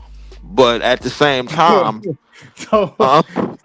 but at the same time, and I'm gonna go over to that show, bro, like, and let my voice be heard, because a lot of people is on Twitter saying the same thing I'm telling you right now. But realistically, I think everything is starting to get together, man. I mean, I like the chemistry of this team is coming together. Obviously, we still in the basement, obviously, but I just like what I see now, even though I'm not confident that we're gonna win every game. Obviously, I'm not confident that we probably gonna win a few more games, but I'm just liking what I see. I'm just like, I see the ball movement tonight, man. We hit a lot of threes because we're a 3-point shooting team. The spacing is much better. Claxton is much better at his attacking and his opportunities to the basket, man. He had a nice 12, 9, and 8 game. They're turning him into a passer, man. He's becoming a passer because MPJ is shooting that shit off the damn catch, and he doesn't give a shit who's on him. And that's pretty much what it is, man. I mean, like, we got a good night. We got a good night against the Bulls, who I think is pure bullshit. That's a bullshit ass team. Are you in the they should tank, or are you thinking the Nets should, you know what I'm saying, try to win games? I'm not in. I can tell you, I'm not in the tank. But I don't know if I'm just in the, like, yo, let's see this team develop. You know what I'm saying? Like, because 5 rookies got drafted, 3 of them is out there on the court, actually, giving it all they got. You know what I'm saying? So, like, let's just see what happens within that, man. But outside of that, man, enjoying the Knicks shit the bed, but let's just see what happens with these young players, man, and these young rookies, because there's only a few veterans on this team. MPJ is one of them, and I think he's fitting well with this team, man, and everything that they're doing. So let's just see how this all gradually works. That's all I'm here for. Word. All right, man. Shit, man. Well, got to get to these other teams, man. We still got to hit the hockey, man, and the baseball and Coach's Corner. Look, man. One last thing on the Nets. Hey,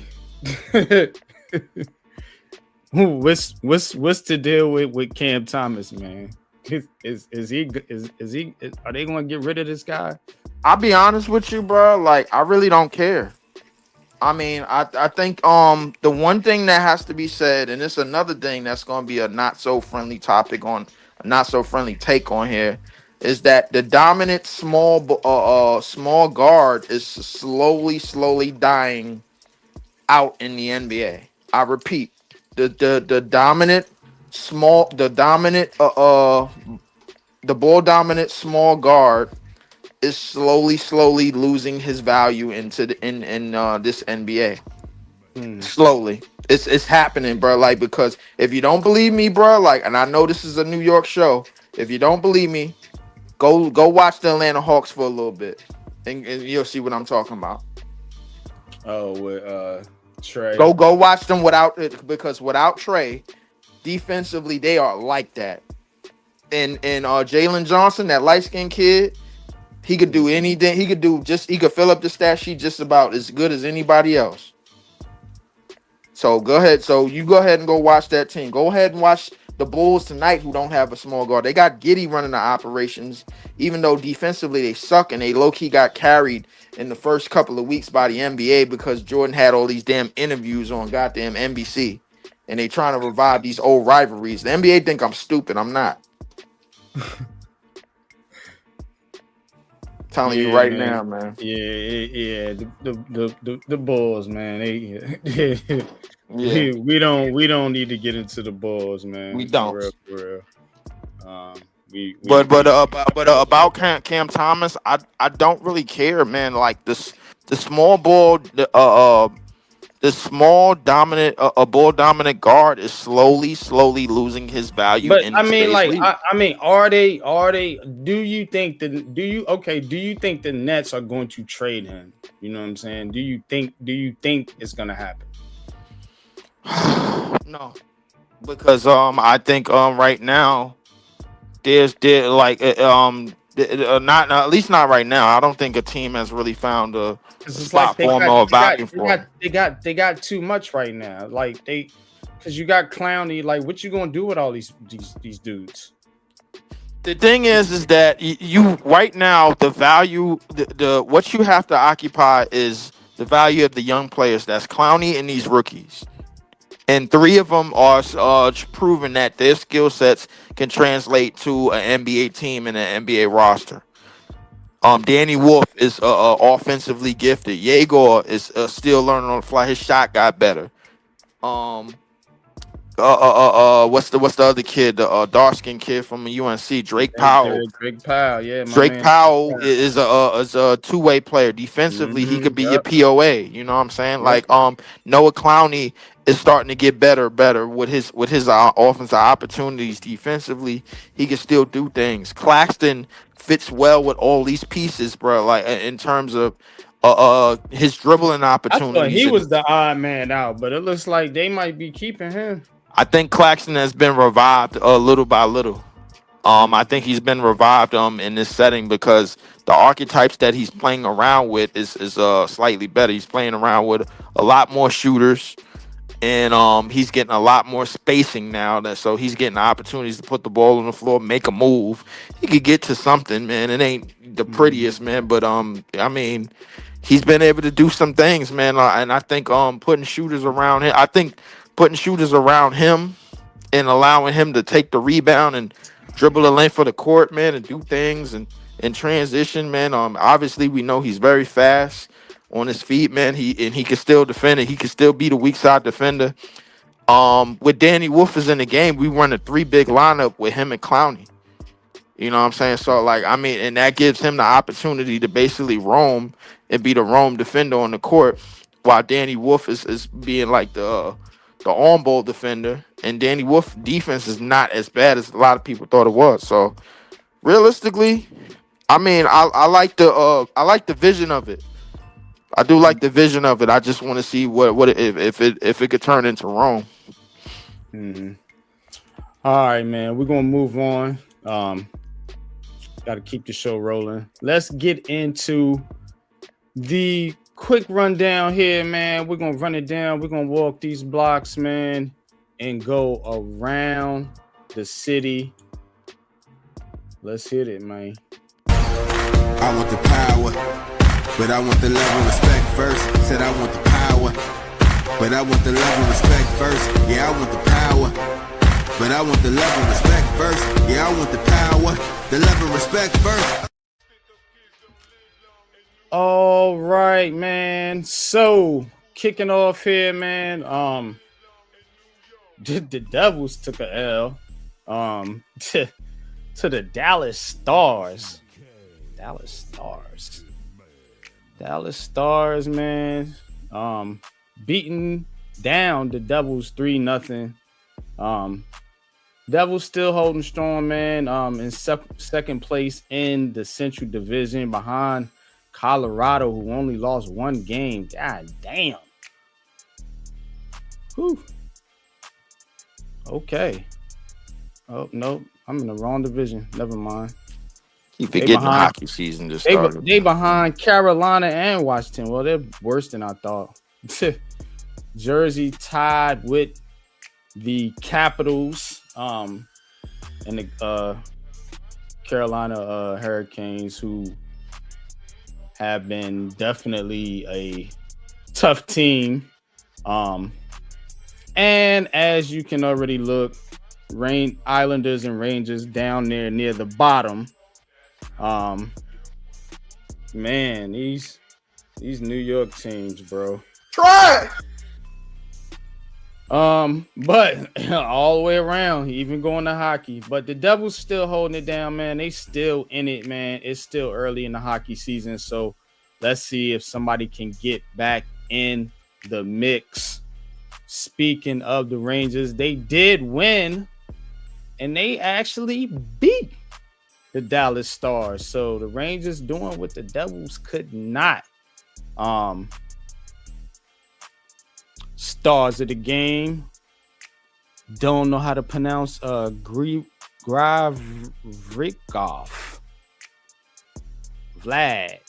We're gonna call him Vlad. And Igor Shesterkin. I think that's how you pronounce his name. But that's the goalie. 24 saves on the night for the Rangers. Yeah, Rangers. They got to get it together, man. Rangers should be a better team than this. 14-12, only 3-8-1 at home. Why can't these New York teams win their home games? They get at home and they just fall apart. Man, that's like asking why women don't listen.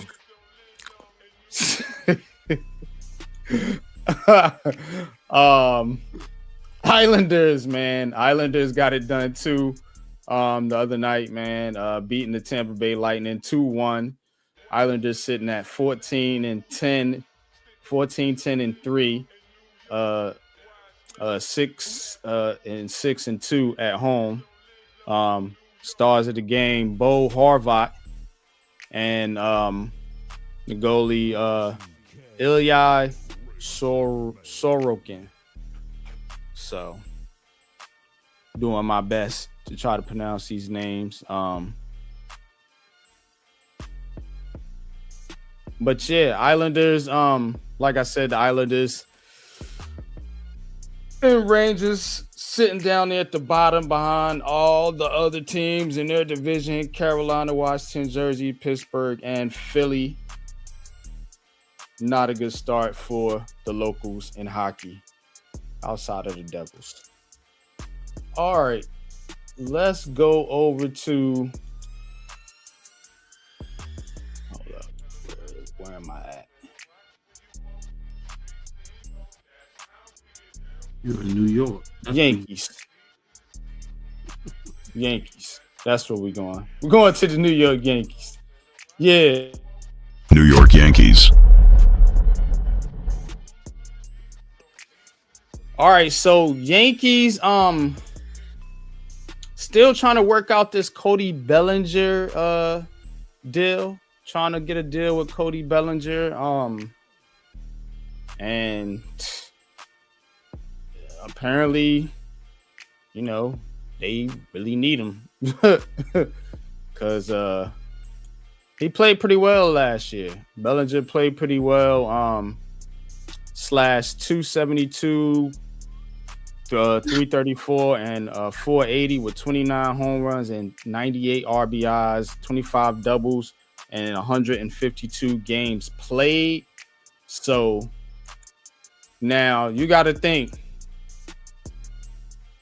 who did the Yankees lose last season? Last offseason? Juan Soto, right? So now you go into this. So you basically got Bellinger, you know, to bring in with the money or some of the money he was going to use for Juan Soto, because he didn't get nearly as a good contract he got. But now, are you going to lose Bellinger too? You see what I'm saying? It's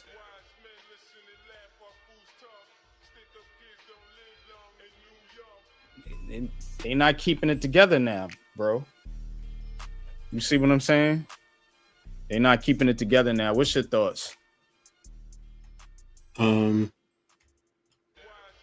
going to be a little bit. I mean, the being concerned over players that they're losing, justifiable. I get where you're coming from. You lost whatchamacallit to the Mets today, also the pitcher. I'm gonna get to that. You know, what's going on? I'm looking at it as more of players just using this team as a money grab. That's what it looked like, don't it? Yeah, it's just, you know, I mean, they're not trying to be here to to win in a sense. They just want to be here so they can get paid. And if that's what Cashman is building, all right. If that's what Steinbrenner's letting Cashman build, all right. You're just going to be competing, and look, I'm not saying they're going to be, down at in the toilets, but you want to be mediocre. You just want to get into the playoffs, maybe get to the World Series and lose to the Dodgers of all teams. Okay. So they basically saying here that there's a report that the Yankees aren't willing to pay the price that Bellinger wants. But Buster only, I guess, shot that down. But one evaluator said the Yankees could go on with what they currently have. They did retain Trent Grisham, and they would be basically committing to Jason Dominguez, the young player, 22-year-old. But I don't know if you want to go into the season with that, bro. You know what I'm saying? Like, I don't know.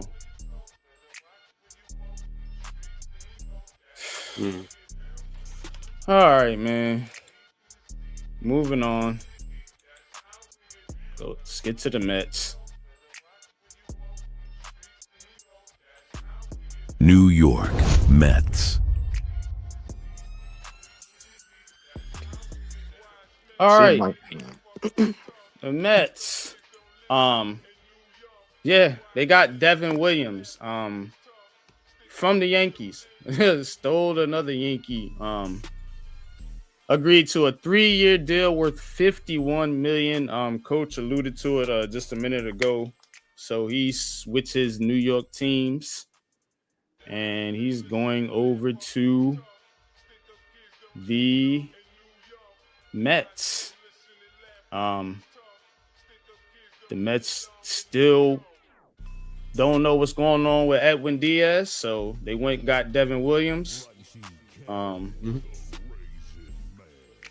And they could possibly still bring Diaz back, but we'll see. But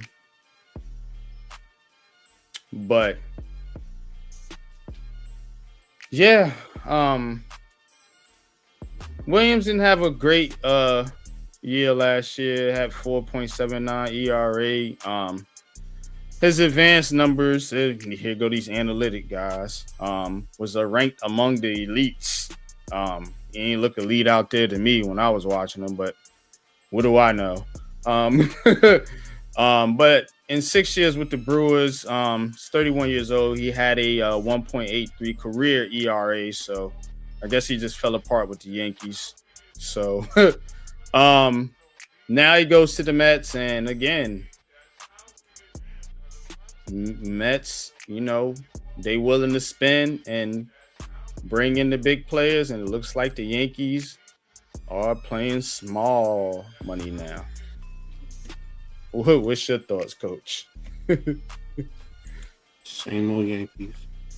I mean, that's really all I can say, man. Because it's, as a Yankee fan, you get frustrated when you see teams like Boston, and you see teams like the Dodgers go out there and do what they need to do. And to Mr. Gray. Yeah, Matt. Sonny Gray. Oh yeah, he was running his mouth as well. He didn't want to be here, but I looked at his presser, his initial presser, and he was just so excited to be here.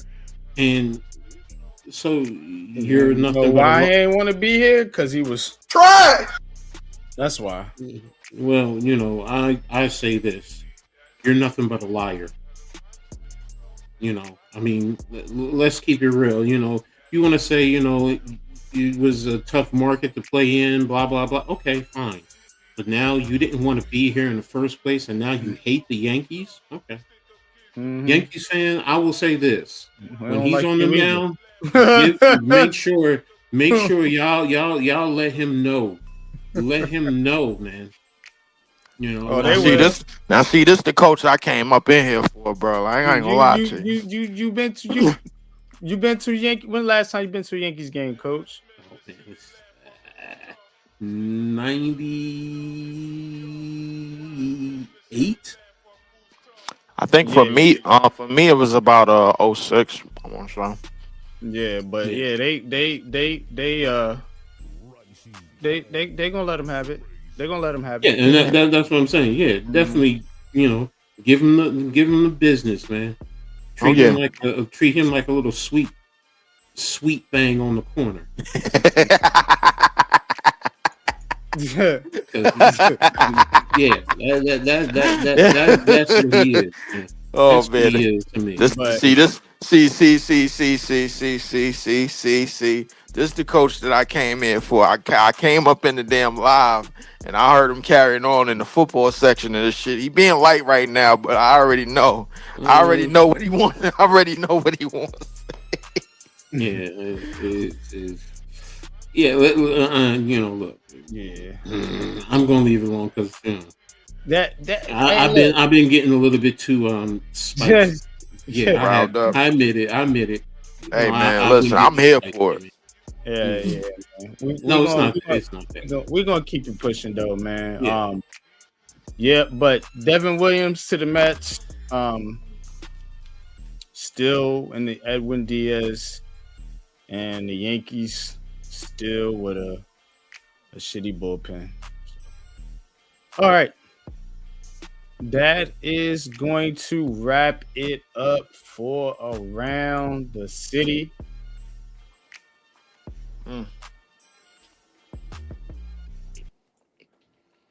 Time to get in the coach's corner, man. Time to get in the coach's corner, and because look, man, these New York teams, bro, Trash. it's hard to hold conversation. Why you think I only promote one of them? Ain't a lot of hope. You know what I'm saying? I look, we do Heart of the City.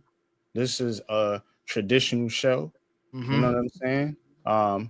But we talk about all the teams. So we throwing all the teams in that bunch. Not picking and choosing here. You know what I'm saying? So I feel again. we gotta remind our audience how trash they are. Yep. You know what I'm saying? Not picking and choosing. You know what I'm saying? Mm-hmm. This is for the fans that want to come out of fairy tale land and come down to reality for a little bit. You know what I'm saying? Get a little smack of that. You know what I'm saying? And realize collectively, bro, like all of the damn teams is lower than Oscar the Grouch. Mm-hmm. But coach, man, you got what was that? You got Coach's Corner queued up. Mm-hmm. All right, man. Let's Go ahead. Let's fire it up.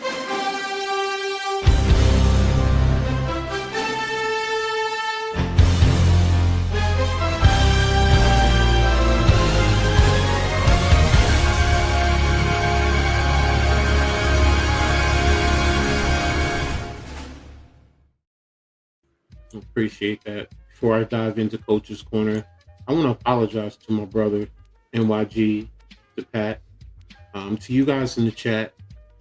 Seriously, anybody who knows me knows I don't subscribe to the N-word, and for me to use it was hypocritical. I was getting a little bit too riled up, and I was wrong, and I apologize to everyone. So, with that being said, I'm going to dive into it now. Real quick, in terms of the Liberty, I didn't have anything queued up. I just wanted to touch on the fact that the WNBA has extended the collective bargaining negotiations another 6 weeks because it was coming to the end of November. So they've now pushed it to the middle of January. So hopefully they're coming to a resolution. We're going to see. So just wanted to touch on that. So now I'm going to go ahead and dive into Syracuse. Talk a little bit about what's going on up north. In football, they actually closed out with a bad loss to Boston College, who came in at the time 1-10. They lost to Boston College 34-12. So they finished out their season 3-9 overall and 1-7 in the ACC. So it's a lot going on there. One of the things that's happening right now is today starts in all of college football signing day. So recruits can sign their letter of intent to say that they're going to play for colleges. I haven't gotten a lot of who they did sign, but in terms of initially yesterday on the Rivals ranking recruiting circuit for next year, they're ranked 29th, so they do have a good class. So hopefully they'll definitely be able to bring all those players in, and then next year they'll be able to step up. One of the biggest reasons this year was disappointment, quarterback play. They lost Steve, their transfer from Notre Dame early in the season, and the quarterback play went down from there. So we'll see what goes on. Also, this is going to be closing out football as a whole because none of the locals made any bowl games. So after today, you won't hear me talk much about college football unless something big comes up. Next, I'm going to talk about basketball for Syracuse. Yesterday, they had a big win. They beat number 15 Tennessee in an ACC SEC challenge, and they came away with a 62-60 win. So that's a great win for them. Hopefully they'll continue a trend. Currently, you're standing at 5-3 on the season. The women, they're facing Auburn tonight. I don't have any updates as of yet. So I think they started at around 8:00. So I haven't been able to do some research. On Sunday, they're going to be traveling to Dallas to face SMU. And right now, they were 8-1 overall on the season. So that's going to close it out for Syracuse. And now I'm going to move on to the Tri-State legends. And the one I'm going to talk about is Jim Valvano. And I'm doing this in honor of ESPN's Giving Tuesday for the fight against cancer. So Valvano played sports, high school sports, actually in Long Island. He was a 3-sport athlete at Seaford High School in Seaford in Long Island, graduating in 1963. He then went on to play at Rutgers, played point guard for Rutgers from 1964 to 1967. He helped Rutgers finish third in the 1967 National Invitational Tournament, or NIT. He was named Senior Athlete of the Year at Rutgers in 1967. He then began his coaching career at Rutgers as a freshman, a coach, and an assistant on the varsity. He was also an assistant coach at Connecticut. He also has held head coaching positions at 4 schools in college: Johns Hopkins, Bucknell, Iona, and North Carolina State. He won an ACC tournament championship in 1983 and 87, regular season championship in 1985 and 89, and won the NCAA championship in 1983 versus the Houston Cougars. And that's the team that had Hakeem Olajuwon and Clyde Drexler. So they were a good team, also known as Fly Slamma Jamma. He was voted the ACC Coach of the Year in 1989. He served as an athletic director at Iona and NC State. His overall coaching record, 346-10. At NCAA, he was 209 and 114. Now, his NCAA tournament record was 12-8 overall. NIT, he was 0-1. He was also named the Arthur Ashe Courage Award in 1985. And one of the things he's most noted for is his fight against cancer and his never give up speech at the ESPY. So if you have a chance, listen to it. It's a great speech. And, you know, he was one who fought against cancer. And I know we all have been touched somewhere along the line in our families with someone who's, you know, we've lost them to it, or they've overcome cancer. So with that, I'm going to go ahead and move into the Princeton Den and start out with basketball. Their football season ended last week. Now, Princeton lost to St. Joe's from Philadelphia on Sunday, and they face Monmouth tonight, losing to the Hawks 63-58. Now, the current record is 3-7, so it's a tough season for the Tigers. On Saturday, they're traveling to Chicago to face Loyola of Illinois. Now, the women's basketball team, they defeated DePaul on Saturday and Seton Hall last night, and they have an overall record of 8-1. They're traveling to Tennessee to face Belmont University on Saturday, so hopefully they'll continue to trend. Now, moving on to Rutgers news. Now, in football, Rutgers suffered a heartbreaking loss to Penn State, 40-36. It was a game that they really had control. I mean, they had over 500 yards of total offense. KJ Duff, who made a spectacular one-handed catch. His catch even ended up on, I believe it was NFL Live the other day, against 3 other NFL team players who made spectacular catches, and he was one of the 4 that they spoke about. So now on the season, Rutgers, it's a disappointing season in Rutgers Nation. They finished at 5-7, 2-7 in the Big Ten. The defense is considered one of the worst in FBS and Big Ten history. Now, they started their recruiting. They signed 21 kids. 1 kid today decommitted and signed on with Georgia Tech. But they had signed another kid who was, they flipped another kid to bring him in earlier in the week. And it was the writing on the wall with him. So currently under Rivals, they're at 40. And on 3, I believe they're at 43. So they have 2 4-stars that were signed. So there's big support for them going forward. In terms of basketball, to close out, when they were over at the Players Era Tournament, they beat UNLV to come away 1-2. They beat UNLV 80-65. Yesterday, they hosted number 1 Purdue. They did lose 81-65. They will play number 3 Michigan on Saturday in Michigan. Right now, they're standing at 5-4 on the season, 0-1 in the Big Ten play, because yesterday was the first Big Ten game.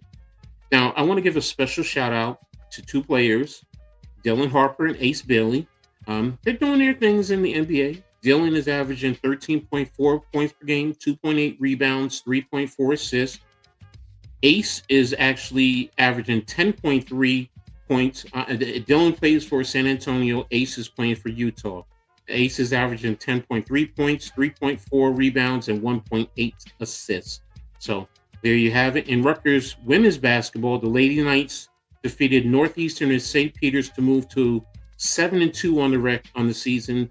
They're hosting number 12, the Iowa Hawkeyes, on Saturday. So it's going to be a step up in competition. We're going to see what holds. And to close out, I'm going to touch on Seton Hall.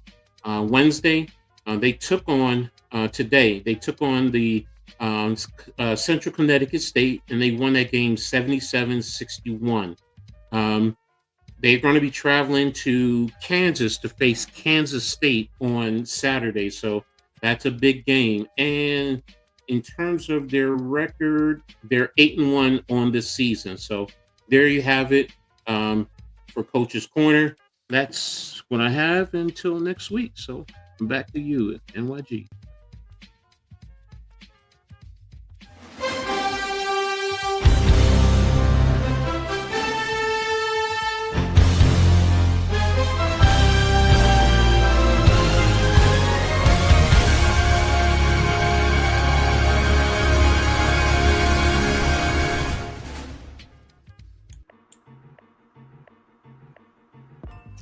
All right, man. Yeah, we're gonna close it out, man. Gonna make this a short one, man, here tonight, man. But good stuff, man. Appreciate everybody chiming in the chat. But shout out to Matt, shout out to Nick, shout out to Nimar. Appreciate y'all tapping in. with us tonight. Iman Perry, always in the chat. Appreciate each and every one of y'all. Daniel Berry Sports, Raphael. Yeah, appreciate all y'all tapping in, man. Coach, any last words, man, before we close out, man? Any last words on the New York Knicks?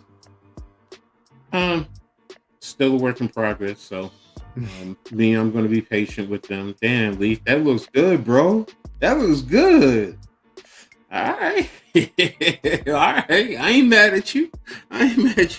But yeah, the Knicks are a work in progress, so I'm going to wait, closer towards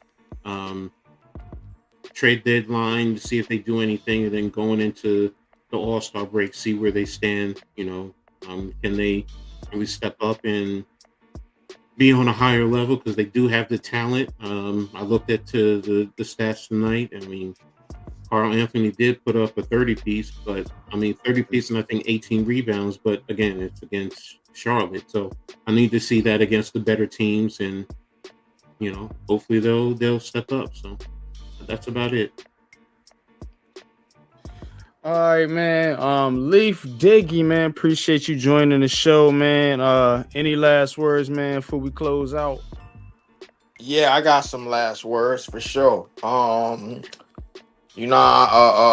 appreciate Coach with the apology and everything, but you already know I come up here for be ignorant, man. I don't get that much time to in my day to be ignorant no more, and there's very little time. But I will tell you this: this Sunday, coming up, I will be ignorant, and you're gonna see exactly how ignorant I'm gonna be, man.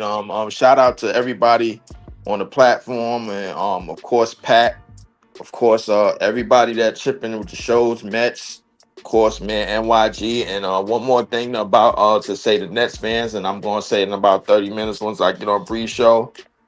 Listen here, anytime you get 3 first-round picks, basically you need to look at it like getting a top 3 pick, because that means you got 3 chances to get this thing right, or 5 chances in our case. You got 5. Yeah, realistically, you got 5. You got 5 chances to get this thing right. So, for anybody that's worried about, we shouldn't have won tonight and this, that, and the third, man, it's like this song that my moms used to play, man. Just remember, brothers and sisters, you can still stand tall. Just be thankful for what you got. You know what I'm talking about. Yo, man. You know what I'm talking Coach, you know what I'm talking about. That's a perfect way to end it off, man. Coach, you know what I'm talking about. Appreciate each and every one of y'all for tapping in, bro. And, man, we're going to get up out of here, man.